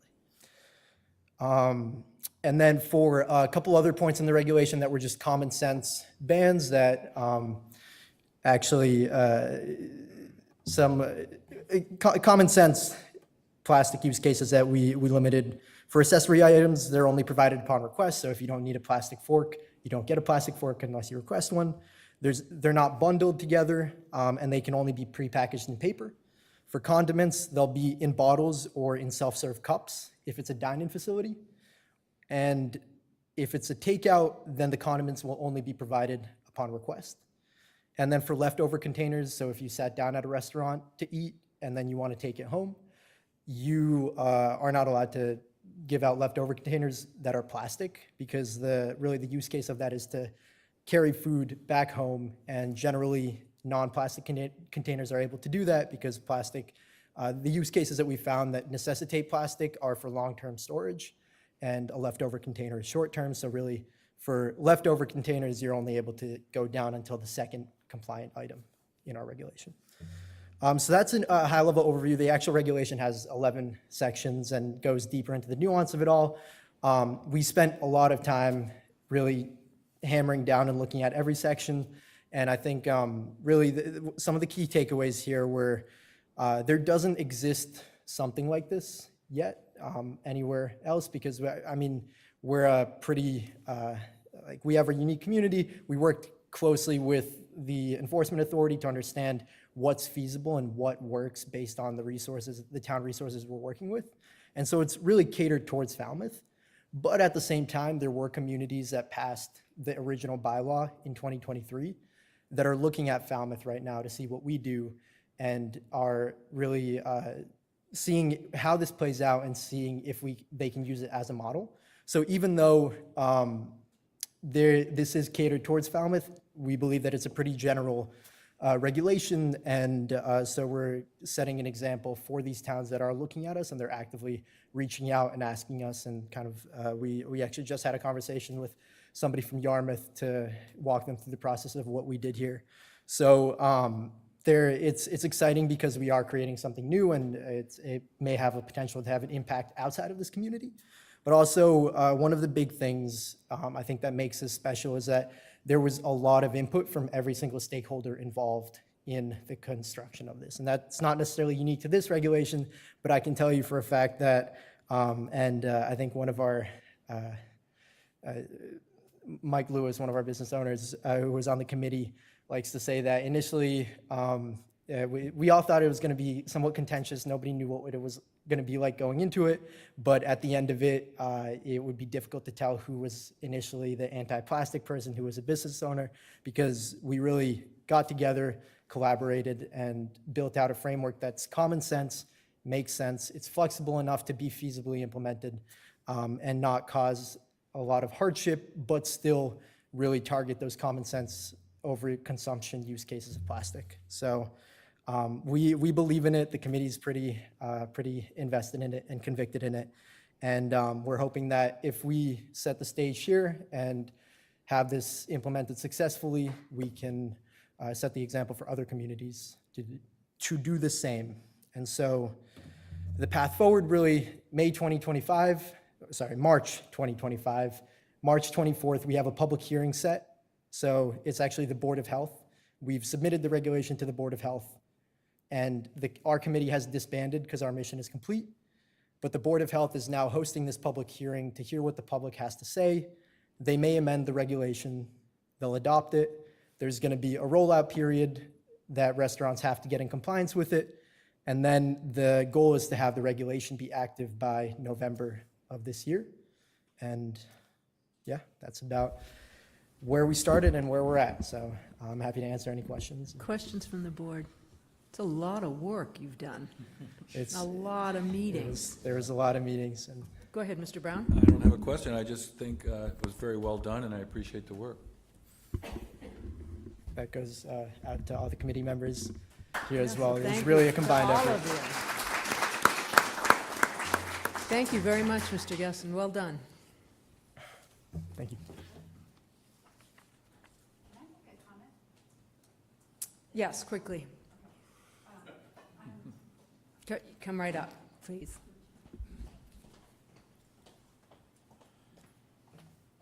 I'm Stephanie Murphy. I'm a member of this committee.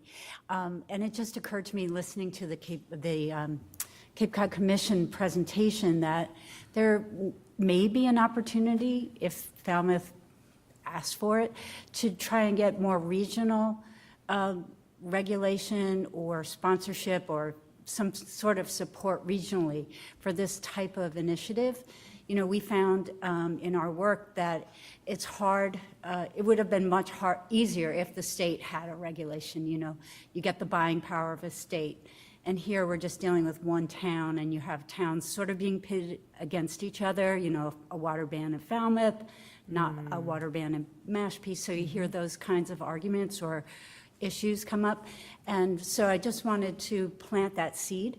If there's any opportunity for this board to encourage the commission to look at this issue on a regional level, it would be great. It's a great idea. Also, I will say thank you for not letting that hold you back and doing it here in Falmouth. Okay, we're going to move on. Discuss the establishment of a green dog program. I'm going to send that over to you, Mr. Renshaw. Thank you, Madam Chair. Tonight's agenda item is for discussion purposes only. A few months ago, I had an opportunity to sit down and meet and discuss this initiative with resident Sally Clymer.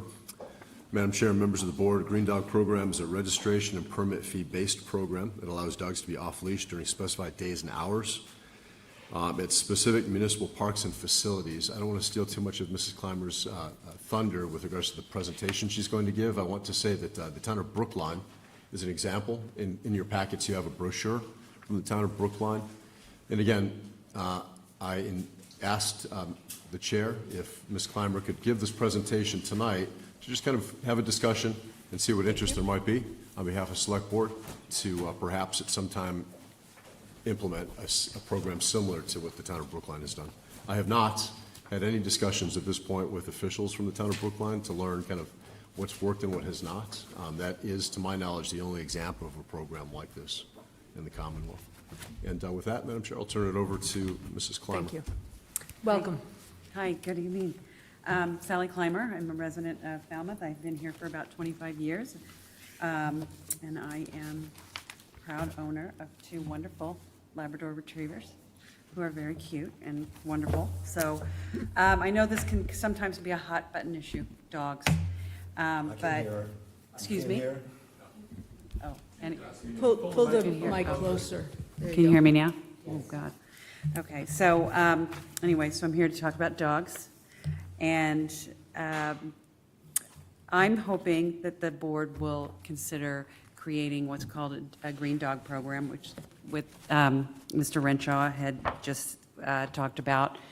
I don't know if you're aware, if any of you are dog owners, but right now in the town of Falmouth, we've got one of the most strictest leash laws on the Cape.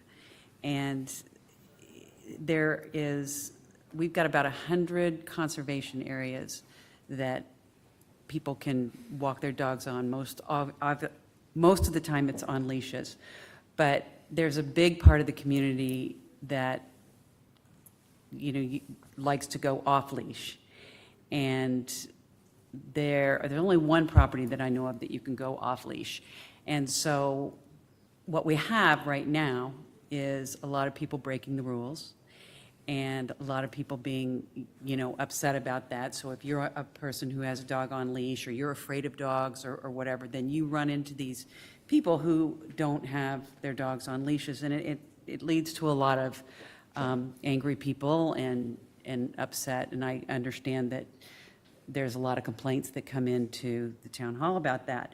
But so the solution, I think, would be to kind of look at the Brookline Green Dog Program, and where you would have properties where at certain times there would be times when you would have unleashed hours and then leashed hours. And it's pretty simple. You can look into that. That's why I printed that out for you. I will say that it's printed off of a website, so it's not exactly it'd be better to look at the website. If my kids had been home, they would have done it for me, but I couldn't seem to do it the way I wanted it to be done. But I did speak to Kiara Huntress, who oversees the Green Dog Program in Brookline, and it's been there for about a decade. She said they've had a pretty good response to it in the community. According to the Brookline program, they would charge people. You would be able to, just like licensing your dog, you would be able to, you would charge people. They would have to certify their dog as far as that your dog was maybe like the good citizen canine, so that your dog is not aggressive, that your dog has voice control and things like that. But so it would generate some revenue for maybe putting up signage, for getting bags and waste receptacles at these properties. There is no, I don't think there's not going to be enough revenue to get enforcement, to have which is the biggest problem here as far as enforcing the hours that people there on and off leash, the big problem of poop, people, using the bags and putting them away. But that's what we have now. I mean, right now we have these leash laws, and we have, clean up after yourself, and it's just impossible to enforce them. I mean, there's not enough resources to do that. And I believe that if you were to bring this program, it's certainly not going to wipe it away. You're always going to have people who break the rules. You're always going to have people who don't pick up their poop, all of those things. But I think it would mitigate it. I think you would have people like myself, and I didn't present it to you because it was a lot of paper, but I did a petition, and I have over 400 signatures, and there's a ton more that I know that I could get. But oh, I'm sorry, I keep doing that. So I think that for those people who are interested, they would follow the rules. I know that certainly if you have an alternative, some of us have big dogs. They need to run. They need, the dog park that we have is a wonderful, wonderful place. But you have big dogs, and they need to run.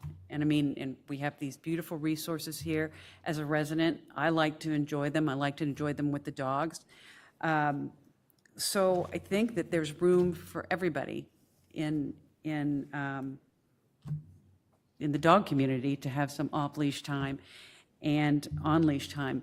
The other problem that we see is the beaches. Now, from the get-go, I'm not suggesting that dogs should be on the beaches in the summer.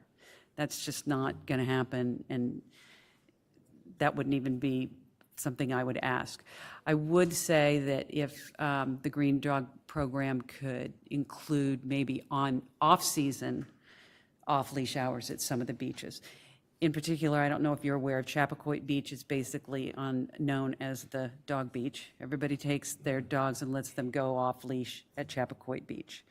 That causes friction a lot of times, and there is a fine, there's a law, but like I said, it's very difficult to enforce.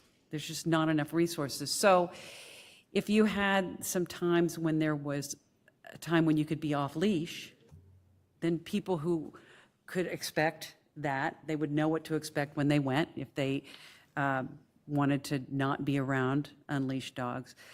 So there's a lot to the program, I think, that, that you'd have some specifics. Maybe you'd get a committee. I'd certainly be happy to help with anything I could to find out what parcels are appropriate, and then the times that we could do. I think it's pretty simple. Like I said, Brookline said that they really, that it's been a success for them. And the other thing you'll see in the packet that I got is there is an organization called Better Cities for Pets. You can get grants through that program, and it helps communities build a dog-friendlier place. And again, I printed that off of the internet, so it'd be better if you're interested to go to the site. They certify towns as dog-friendly, and there is all over the United States, there's a lot of them, and so they could provide resources as well. So that's about all I have. Like I said, I think that there's great support for it in the community, and I would just hope that you would at least just consider that moving forward. Thank you very much. Any questions, comments from the board? I'll go to Mr. Zelinski and then down to Ms. Goldstone. Thank you for your presentation. I have 2 dogs in mine. Is there any, can you direct me towards the website? Was there any mention of how this is insured? Who is responsible for insurance in a program like that? Is it the town of Brookline? I'm not sure. I can certainly be happy to try to find that answer out for you. I don't know the answer to that. Because we're talking about town-owned properties, right? Yes, we would. So with town-owned properties, if there is no regulation in place or any kind of language to that effect, it automatically goes back to Right. the town for liability. I'd be curious how they circumvented or navigated Right. that question. I can find that out. I can talk to Ms. Huntress about that. I And I'm appreciate assuming, that. I'm not sure what we do with the dog park here. I'm not sure. I would assume it would be something similar. I don't know the answer to how we do. We're going to the go to dog Ms. park. Goldstone for your question, and then we may get an answer. Go ahead. Excuse me? Ms. Goldstone is going to ask her question, and we might have an answer about liability in the dog park. But I'm going to go with Ms. Goldstone first. Go ahead. Yeah, you had mentioned conservation parcels, and obviously there are town-owned conservation parcels. There are plenty that are not. Have you reached out to any of those other landowners or organizations to see if they would be amenable to something like this, or if those would be spaces where... For like the 300 committee, you mean, or something? I have not spoken to anybody in the 300 committee yet. What I wanted to start here, I'm not, I've never done anything like this before with a town program. I originally thought I was going to have to go to town meeting and bring this myself, because there would be several bylaws that would have to be amended with regard to restraining dogs, exceptions and that. You just have to amend them.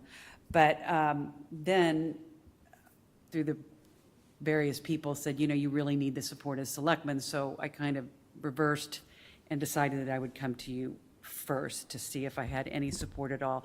And then I would, thought that I might go to the 300 committee. I mean, they're the ones that, if I understand it correctly, they administer these. The town of Falmouth owns them, but they run the programs, right? Wait a minute, Ms. Galley's ahead of you. Just a question from Mr. Renshaw. Have you had any discussions with staff that's involved with dog control, pet control, with respect to this idea? No, I have not had any discussions with Marine and Environmental Services, who basically regulates and oversees our dog control. I'd like to speak in favor of this. I think it's a great idea, and we should look into how we can apply it.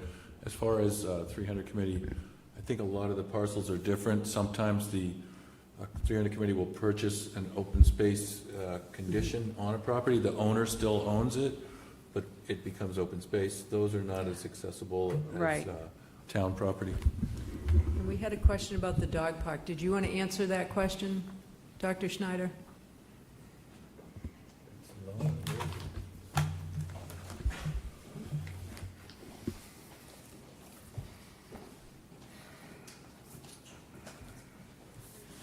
So I asked Molly Mason to come up with me since she's animal control for the town of Falmouth. We both are the people that for the last number of years, me especially for over 20 years now, have been working with the dogs in this town. And Mr. Brown, I would invite you to come and serve as a steward at the dog park, and you would observe what lack of control there is, even in a contained area where people leave feces.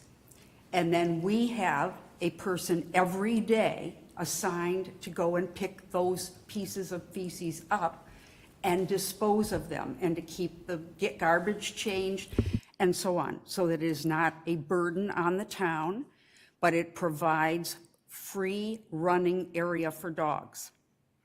So what I would tell you is on a daily basis, the stewards will frequently, and this is just the one person who goes once a day, pick up 12 to 20 piles of poop. That's with people who are dog people, who are glad to have an area for their dogs to run. What happens is people start to talk. They chat. They don't on purpose not see their dog do something, but that's what they do. So that's a problem. Molly and I have talked many times about people that are letting dogs just on the beaches leave feces. So that's the first thing that comes to mind, is that when you let dogs run off leash, you are always going to have piles of poop all over the place that no one's seen until they see them. The second thing you're going to always have is you're going to have people who have their dogs so far ahead of them that they cannot stop their dogs from having either an interaction with another dog or, in many cases, what we have on the beaches, interaction with a human. We have had a number of calls. Molly has had to come on calls. Police have had to come on calls. I'm the senior animal control officer for this town. The town council. Yes. Yes, and I talked to Molly when I saw this was on the agenda. We realized neither one of us had been asked anything about this. And it seemed odd since we're the ones that deal with the dogs in the town every day. When did you get that? I read it on Friday. Did you call the town manager's office? I did not. I called Molly and said, did he ask you anything? And then we both said, well, we better go to the meeting. This was an idea that wanted to come in front of the I select get board. that, and that's great, and we're that's just it. telling you, forget all this about people being knocked over, feces being left. People are not on purpose all the time leaving things, but they do. People having dogs that knock people over, and people have gotten seriously injured. Even then, on just the idea of the beach, just Chappie, I have begged people in this town. We have marine mammals on our beaches all winter. We have 6-week-old pups that have just been gotten away from their mothers and don't know how to eat properly as seals. If a dog runs off leash up to that animal and scares that animal, it will turn like a possum that you think is dead and go so fast and bite an animal that they will, and it's full of bacteria in their mouth. It also stresses the animal out. So I personally, as a chair of the beach committee, could never support a beach where we have our animals running in the winter, because that's what we're trying to protect. And I would hope we always do that. And as far as everything else, I run the dog park. I supervise it so it's clean and healthy, and I know what it takes. I invite Sally, I invite Mr. Brown, I invite any of you, come and do what we do at the dog park for 1 week and follow us and see what it takes to keep things clean when you have dogs running. and come and watch what large dogs do at the dog park, because most of the time they're on a bench or laying down while all the little dogs are running like crazy. And that is the truth. So there's my 2 cents. That was 20 cents. 20 cents, you always get it. Okay, But so I wonder, Dr. Schneider, could you answer the question about insurance, however? That Mr. Duffy, who guided me through all the last 15 years, told me in no uncertain terms, you are not ever allowed to charge a penny for someone to go on town land, because the minute you do, the town is liable. In fact, if you all remember, a group came and wanted to start paddle tennis, they looked very seriously at putting paddle tennis on the back of our 9 acres of the dog park. And Mr. Duffy told them, even there, just because it's still the same 1 9-acre parcel, you are not allowed to charge for people to play paddle. It would make a liability for the dog park. How's that for an answer? Okay, thank you. Thank you for your presentation. We're way over time on this issue, and this, if you want to quickly, and I need to move on. Okay, just among many things I've done in my career, I was the Pets Hotel. Come up to the. I'm sorry. Among many things I've done in my career, I was the Pets Hotel manager for PetSmart in Maryland, where I was basically their fixer for bringing the hotels up to snuff. But everything the doctor was saying is absolutely true. People in general do not have a decent control of their animals, and so it's you have to be very careful. We did probably 5,000 pet visits a year in one of my Pets hotels, and routinely, if y'all could see my hands, I would be bitten by small dogs that people had never trained, and they would just hand them over and say, "Here's your dog." But anecdotally, that's it's a problem. And when we have our day camps, cleaning up after the dogs routinely, we'd have 20 dogs into a day camp, and you have a barrel full of feces by the time you're done for the day. But on that note, if you guys decide to move forward, I would like to volunteer myself to a committee that if you're going to look at things like that. At this point, we're going to take it on this whole Sure, idea sure. No, I under got you. advisement, and it's the first we've heard of it. So, thank you. We are going to move on to consider a vote to approve the proposed updated Water Quality Management Committee, WQMC, charge document. And I'm going to send that over to Mr. Johnson-Staub. Thank you, Madam Chair. As you see, we have Steve Rafferty, who is the Chair of the Water Quality Management Committee, with us this evening. The update to this charge was requested by the Water Quality Management Committee. We exchanged drafts, and the draft that is before you is a joint effort on the part of staff and the committee. And to our knowledge, this update to the charge does not represent, and I will ask Mr. Rafferty to either correct me or confirm, that the update in the charge does not represent a substantial change in the mission or the operation of the committee, but rather an update and clarification. And with that, Madam Chair, through you, if you want to allow Mr. Rafferty to say a few words. I would say that Go everything he ahead, Mr. just said is true. This is a fairly simple item, I hope, for you tonight. Back when the pond folks started to get concerned, the question sort of arose, was the Water Quality Management Committee estuaries and ponds? And it didn't force me. I went back to the original charging document and realized that the original charging document was heavily focused on looking at innovative techniques and their ability to help reduce nitrogen. And I realized that the committee that I chair that advises your board was really doing a lot more having to do with estuaries, nitrogen reduction, DEP, various things, being a public forum. And I sort of used the opportunity to, with the committee, make them almost do what I would call a visioning session of, what do we do? What is our focus? What are we doing? And then through Peter's office, a couple of back and forths got us to the document in front of you today, which everybody on the committee feels makes a good representation of what we're doing to try to learn things, to come back and advise your board about making decisions down the road. And I just sometimes like to be a little bit more clear about what we're doing and not working under a charging document that was kind of out of date. So, Do any board members have questions on this proposed statement? Any questions or comments? Ms. Goldstone? Thank you. A comment more than a question, I guess. I would love to see point 5, the engage in dialogue with other town committees and boards on matters relevant to the ecosystem health of coastal waterways, maybe expanded a bit so that, I know the select board's role is coordination across committees, but it would be great if there was conversation between the ponds and the estuaries.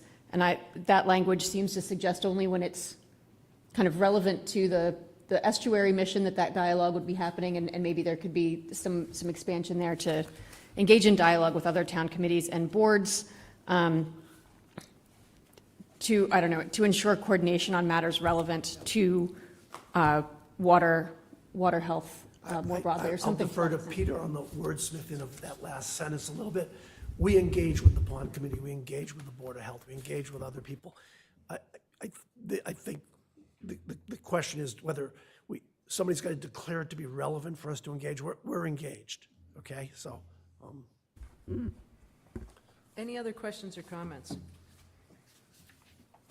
I'd entertain a motion. Oh, I got another 10 minutes, Nancy. No. You still want to talk? See, go ahead. We're good. Would anyone like to make a motion?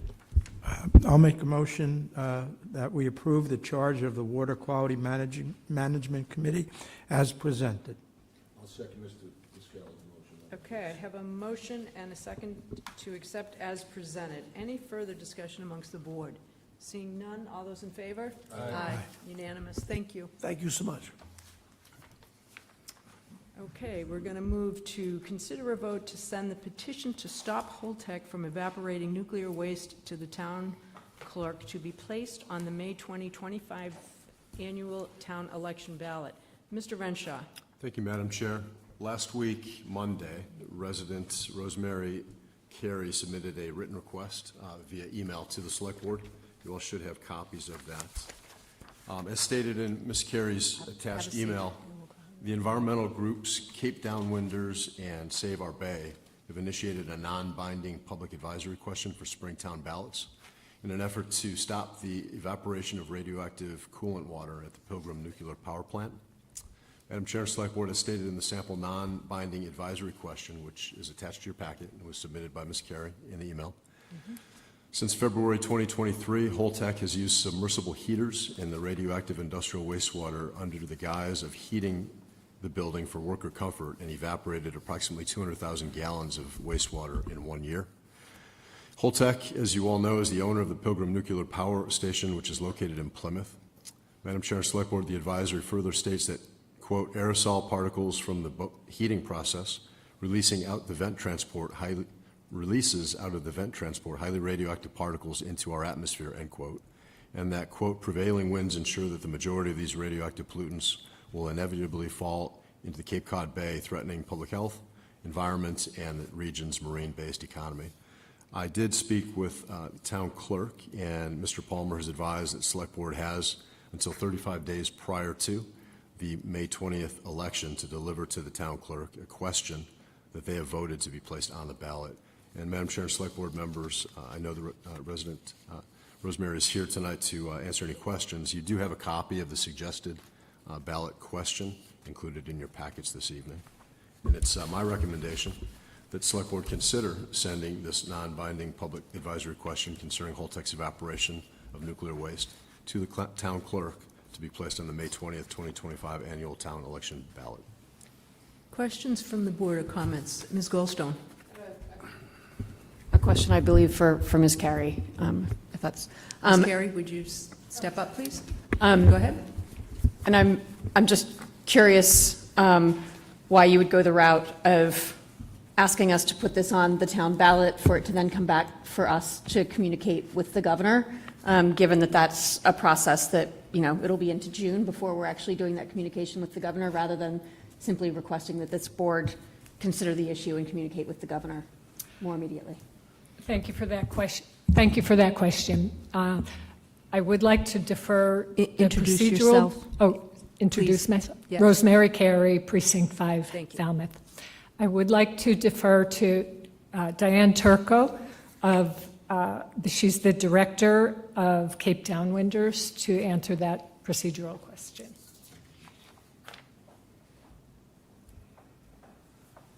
Hi, Diane Turco, Cape Downwinders. The reason we're doing this is because we are getting the opinion of the public to send to the governor. We're asking them to enforce the state laws that would prohibit this evaporation. But it's also a great idea if the board wants to, on their own, send a message to the governor. That's a great idea. But this is going to be on, we're hoping, on the ballots on every town on Cape Cod. So Falmouth would join. Mr. Muscali? If I may, thank you for the work and bringing it to our attention. I think we're all concerned about what's going on at Holtec. And while I have no reason to doubt any of the statements and facts that are contained in the draft non-binding advisory, I'd ask the chair to hold this matter and put it on for another meeting so that we could have an opportunity to just think a little bit more about this. There's some time. We have 35 days before it needs to be forwarded, and I think I personally would appreciate having a little more opportunity to just think through the implications of this board taking this position at this point. Okay, consensus from the board. Mr. Brown, and then I'll go back down to Ms. Goldstone. I'm curious, I'm not sure why we'd want to delay. It seems like a simple matter. They're trying to subvert the process of transporting the waste by evaporating it. I mean, with all due respect, and as I say, I mean, I think we're all concerned about what Holtec is doing and how long it's taking, but, I would prefer to be more educated on the subversion as I think that's a pretty strong term. I'm sure it's verifiable. I'm not saying that it's not. I just would like to have an opportunity to look a little bit more deeply into it. That's all I'm saying. I'm certainly not opposed to it. I'm just asking that since there is no urgency, I'm just asking that we hold it for another matter, or before we decide as a board to put it on the ballot. Put it on the ballot. Mr. Zielinski? I do think there is urgency. If they're doing it now, every day, there is a sense of urgency, not with respect to the 35 days, but it's not going to get any better if we wait on it. I would find myself agreeing with Mr. Brown on this one. If Ms. I may, Goldstone, so yes, I please. guess I would not see us voting to send this question to the ballot as our board taking a statement, but as us allowing for there to be a gauging of public opinion through the ballot process. So I guess I'm less concerned about us taking a stance in doing this. Mr. Zielinski, to your point, if this board is concerned about what Holtec is doing and would like to learn more about those activities or the potential ramifications and feels that there is an urgency to do that, as I noted, this process will get us an answer from the ballot box in May, which would result then in us communicating to the governor in May or June. Right, but what I'm saying is if we feel that there's an urgency to actually take a stand on this issue and do something about it before May or June, then that would need to be us deciding to actually come back to this and discuss communicating in advance of this ballot. So I think there's a couple of different things there. And, to Mr. Muscali's point, in terms of considering this particular, whether we put this on the ballot, it doesn't particularly matter if we talk about it tonight or in 2 weeks, because all of that's well more than 35 days before the election, right? And that process doesn't speed up by us voting it tonight. But if we want to take up the issue, we have scientists in town who have been engaged in actually studying the potential ramifications of the release of nuclear waste from Holtec that could come and provide information to the board.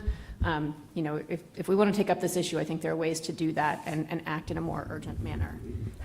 But it wouldn't prevent us from but that's a putting separate it, issue, right? it wouldn't prevent us from sending it to the town clerk. And, I mean, Go ahead, and, Mr. Muscally. You know, to that point, I'd be very anxious to have the board consider a letter from the board to the governor, as we've done on a number of matters, regardless of the decision with respect to forwarding it to the ballot. But I still, you know, I still register my feeling that we should just take a little time before we make a decision, since we are not in any urgency with respect to getting it on the ballot. That was my point. We all are aware of what we understand is going on there. We're all concerned about it. That's not my point. I just want to make sure we have all of the facts before we act. Thank you. Mr. Brown? I would like to consider at a future meeting a letter to the governor from this board. I would agree with that as well. Did you want to make a comment? I just wanted to let the board know that the town of Plymouth has voted to put this on their ballot. And I saw. We know that, yes. And I Yarmouth. did see it. Oh, I was Yes, just and going to we're ask you going. about Yarmouth. Yes, other We saw towns are both of taking this up now. I think it'll certainly send a message to Holtec, too. I'm sure they're watching. No. So how would the board like to move? Well, I mean, if Mr. Muscally wants to wait till we talk about the letter to go with this, I'm not really opposed if he feels like he needs more time. So would you like to put a motion for it? Move to, would that be to table this to a future meeting?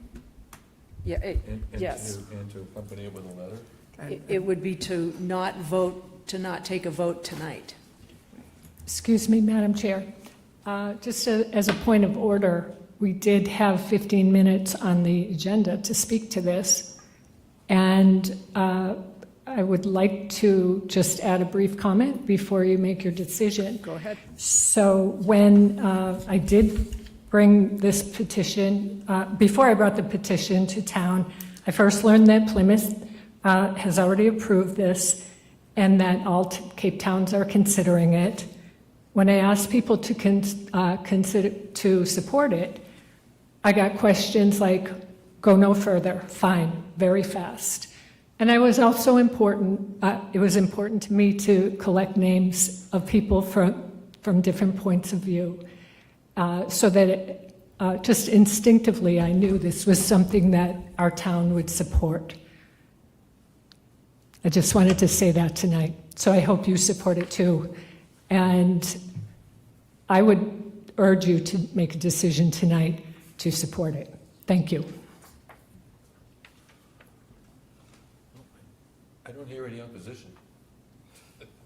Well, the opposition is to not vote it tonight. Well, so the That's- delay. Right. Well, I'm going to second Ms. Goldstone's motion to table it. Okay, so we have a motion and a second to table this from this board, sending this to the town clerk to be included on the May 2025 ballot. Is that your motion? Can we do that with a specification of when we're going to come back to it, so that it's not an indefinite? I don't think we can do a date, but we can do it within the 35 days to make sure we don't miss it.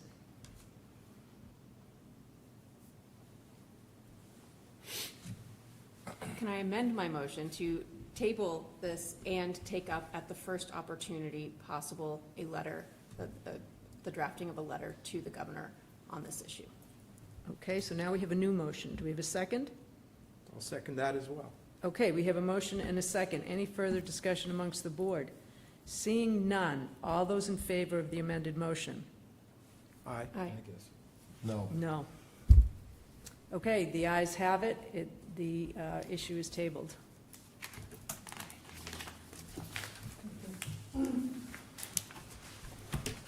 Okay, we're going to move on to the consent agenda. Consider, just let me know if anyone wants to hold any item on the consent agenda. Consider a vote to approve an application for a common victual license, Quicks Hole Taqueria LLC, doing business as Quicks Hole Taqueria, 28 Water Street, Unit C. Consider a vote to approve an application for 6 special one-day all-alcohol liquor licenses, New England Festivals, Inc., Harbor Lights Illumination Concert Series, and Night Markets, Lynn Whitehead Bandshell, Marine Park, 180 Scranton Ave, Saturdays, July 5th, 12th, 19th, August 9, 16, 23, 2025, from 5 p.m. to 9:30. Under administrative orders, consider a vote to adopt meal and travel policies. Okay, I'll entertain a motion to move the consent agenda. I'll second. Okay, I have a motion and a second. Any further discussion amongst the board? Seeing none, all those in favor? Aye. Okay, we're going to review and vote to approve the minutes of meetings. Public session, October 25, 2021. We had this before us previously, and I was notified by town council that you do not need to be on the board to vote for the minutes. It's about the process and procedure, so I'll entertain a motion to approve the minutes of October 25th, 2021. Madam Chair, I'll move the minutes of public session, October 25th, 2021, and February 24th, 2025. I'll second that. Everyone's had an opportunity to look at them? Okay, I have a motion and a second to approve. All those in favor? Aye. Unanimous. Okay, executive session. Have you all had an opportunity to read them? Yes. Okay, I will entertain a motion to approve the executive session minutes from July 15th, 2024, and not release them. So moved. I'll second Mr. Brown's motion, Madam Chair. Okay, I have a motion and a second. Any further discussion amongst the board? Seeing none, all those in favor? Aye. Okay, motion to approve the August 12th, 2024 executive session minutes and not release them. So moved. Second. Okay, I have a motion and a second. Any further discussion amongst the board? Madam Chair, in those minutes, there is a statement that the same board member moved and seconded the action, which I think needs to be reviewed before approval. Okay, can we go back and amend those? Okay, so can we move them as amended?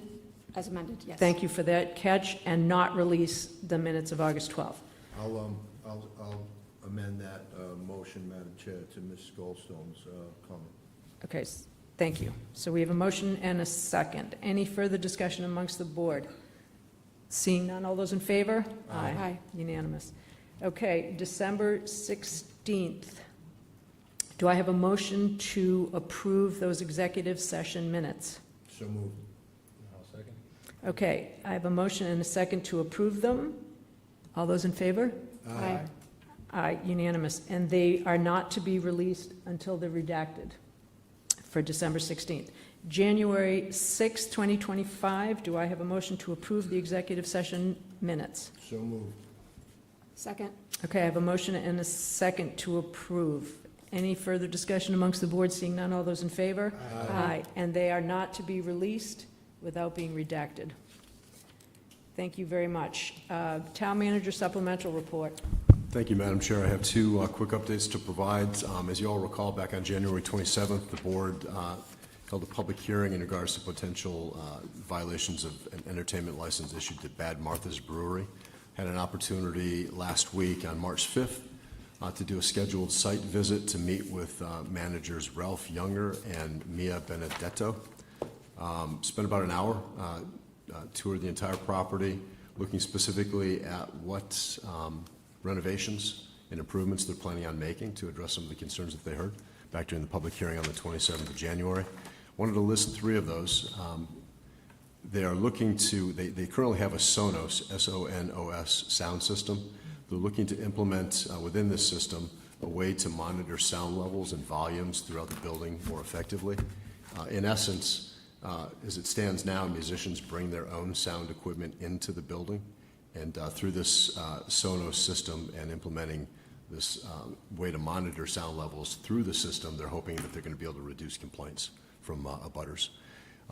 They also showed me several areas of the interior of the business that they've applied acoustic carpeting, and quite honestly, I did not know there was such a thing as acoustic carpeting, but they did do some investigation and research on their own and took it upon themselves to implement in several areas of the business strategically where the bands are playing, so this sound absorption carpeting. And lastly, they're looking to purchase several sound limiting boards, acoustic panels, I'll call them, that they're looking to place strategically around the performance area to better control volume levels. I say planning because they're waiting on, over the next couple of weeks, they've retained the services of an acoustical engineer, and they're waiting on kind of a final report before they go that next step. But quite honestly, during the hour that I spent with both managers, I was impressed. Those three items in particular are things that they've done since the January 27th meeting and are planning to implement. And as you all know, last year and over the years, they've moved speakers around the outside of the area to position them so that they're not as much of an issue with the butters, neighboring residences. Next scheduled inspection, or visit, I should say, is the week of April 21st. So every 6 to 7 weeks, I plan on going over and visiting with the managers, and they'll give me updates, and I'll provide those updates to Select Board. Second update I want to provide, and this is really exciting, Coastal Resiliency Specialist recruitment. As you all know, this is our second recruitment. We went back and tweaked a couple of elements within the recruitment to make it more, I think, attractive. I want to thank the HR director, Susan Lumping. She personally had a much more focused, direct outreach to a lot of different agencies in Massachusetts and outside the Commonwealth. So I think that went a long way. We also added a potential for a relocation bonus that made it more attractive, perhaps. And we also increased the step of the anticipated hiring range one step. So I think that those three things all led to the exciting part. So we had 67 total applications that were submitted. The position, the preferred application date was February 24th, I believe, and 67 applications were submitted. Last week, they conducted first round interviews. You said 67. 67 candidates. I think there were 20-some applications the first round. So again, I want to commend the HR office and the director specifically. I think those individual outreach efforts to different agencies across the Commonwealth and beyond have had a huge impact.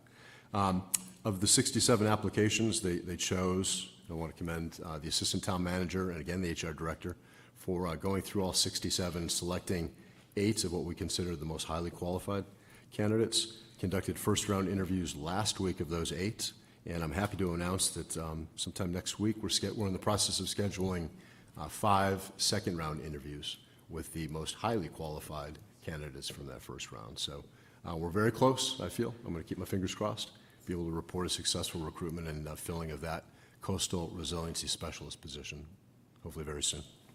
And with that, that concludes my report. Good news, thank you. Select Board reports. I was pleased to attend the Stand Up for Science rally in Woods Hole last Friday.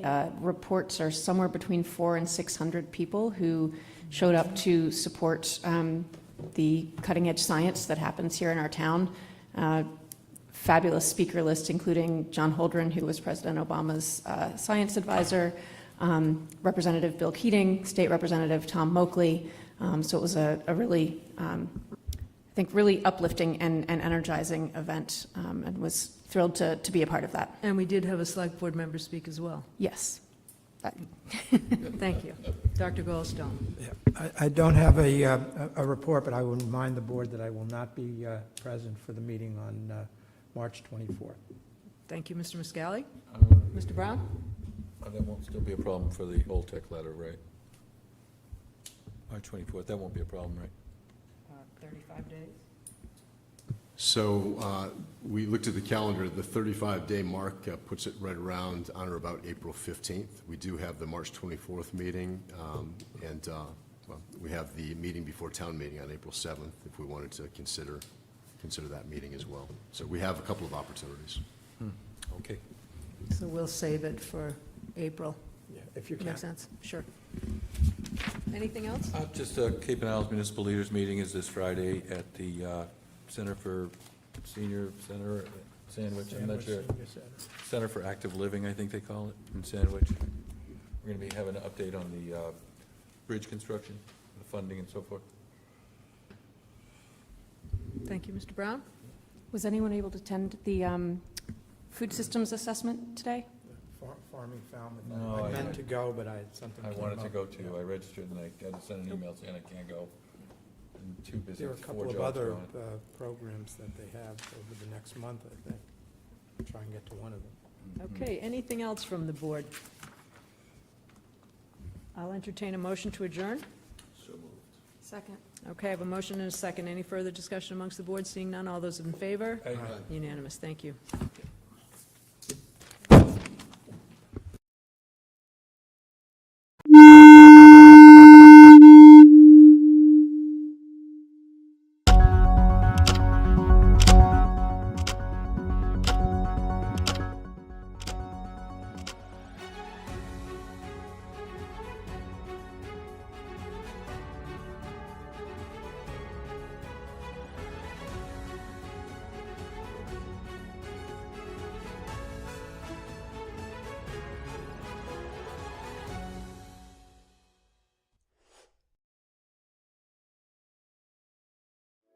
The Steamship Authority is a proud partner in many Falmouth community events, including town meeting coverage. And for good reason. Not only do we have a terminal and offices here, about 1/3 of our employees call Falmouth their home.